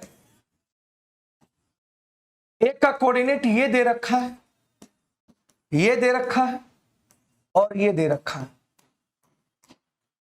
कह रहा है कि ये त्रिभुज समद्विबाहु है, समकोण है, समबाहु है, कोई पता नहीं, तो इसका डिस्टेंस निकाल लो। तो डिस्टेंस जब निकालेंगे तो डिस्टेंस निकालेंगे, 3 में से 1 गया, 3 में से गया 2 दूनी 4 और 4 में से 2 गया 2, 2 दूनी 4, तो ये आ गया 8। ठीक है, इसमें से निकालेंगे तो ये -1 का स्क्वायर 1 और 4 में से गया 3 का स्क्वायर करेंगे, देखो 4 में से 1 गया 3 का स्क्वायर 9, तो ये 9, तो ये आ गया √10। और इसमें अगर करेंगे 4 में से ये आ गया, 4 में से गया 9, 3 आ गया, 3 का स्क्वायर 9 और 1 में से 2 गया -1 का स्क्वायर करेंगे +1, तो ये आ गया √10। मतलब ये और ये भुजा बराबर है और एक बेस अलग है, तो दो भुजा अगर किसी त्रिभुज दो भुजा अगर बराबर होता है तो हम क्या कहते हैं, आइसोसेलेस ट्रायंगल है। आइसोसेलेस ट्रायंगल या तो हम क्या कह सकते हैं कि ये समद्विबाहु त्रिभुज है या आइसोसेलेस ट्रायंगल है। क्लियर है यहां तक, क्योंकि दो भुजा बराबर थे, ये √10 और ये भी √10 और ये बेस आपका √8 आ गया, तो हम कहेंगे ये क्या है, आइसोसेलेस ट्रायंगल है, आइसोसेलेस ट्रायंगल है। कह रहा कोई पंप किसी पानी के टैंक को भरने के 3 घंटा लेते हैं।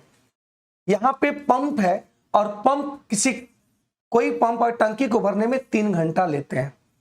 रिषभ के कारण तो पंप और रिषभ दोनों एक साथ अगर रहता, मतलब छिद्र जिसको कहते हैं, टंकी को भरने में 3 घंटा 1/3 लेते हैं, 3 × 9 = 10/3 घंटा लेते हैं।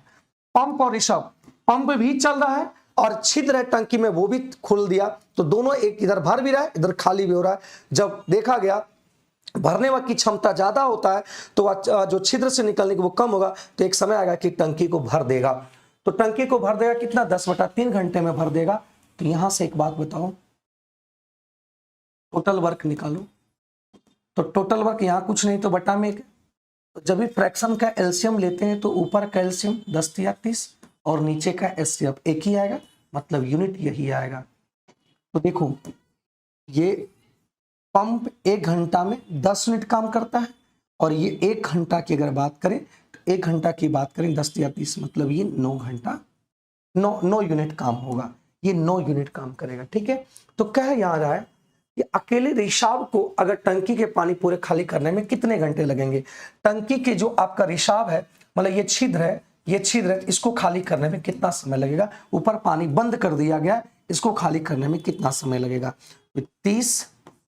तो एक बात बताइए, पंप 10 और ये दोनों मिलकर 9, तो ये अगर 10 होगा तो ये आपका -1, ऋषभ नेगेटिव में लिखाता है, जो छिद्र होता है वो नेगेटिव में लिखाता है, मतलब -1 करेंगे तभी ये आएगा।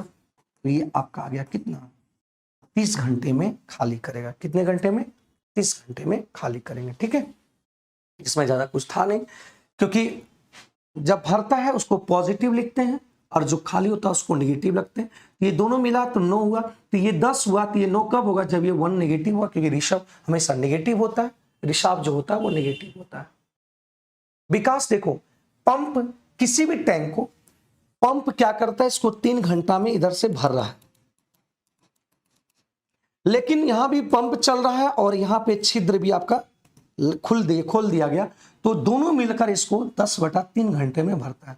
पहले टोटल वर्क चाहिए, इन दोनों का एलसीएम लेंगे, तो ऊपर का एलसीएम 30 और नीचे का एचसीएफ 1, तो 1 लिखे या न लिखे कोई फर्क नहीं पड़ता। तो 1 घंटे में कितना यूनिट काम कर रहा है, भर रहा है 10 यूनिट।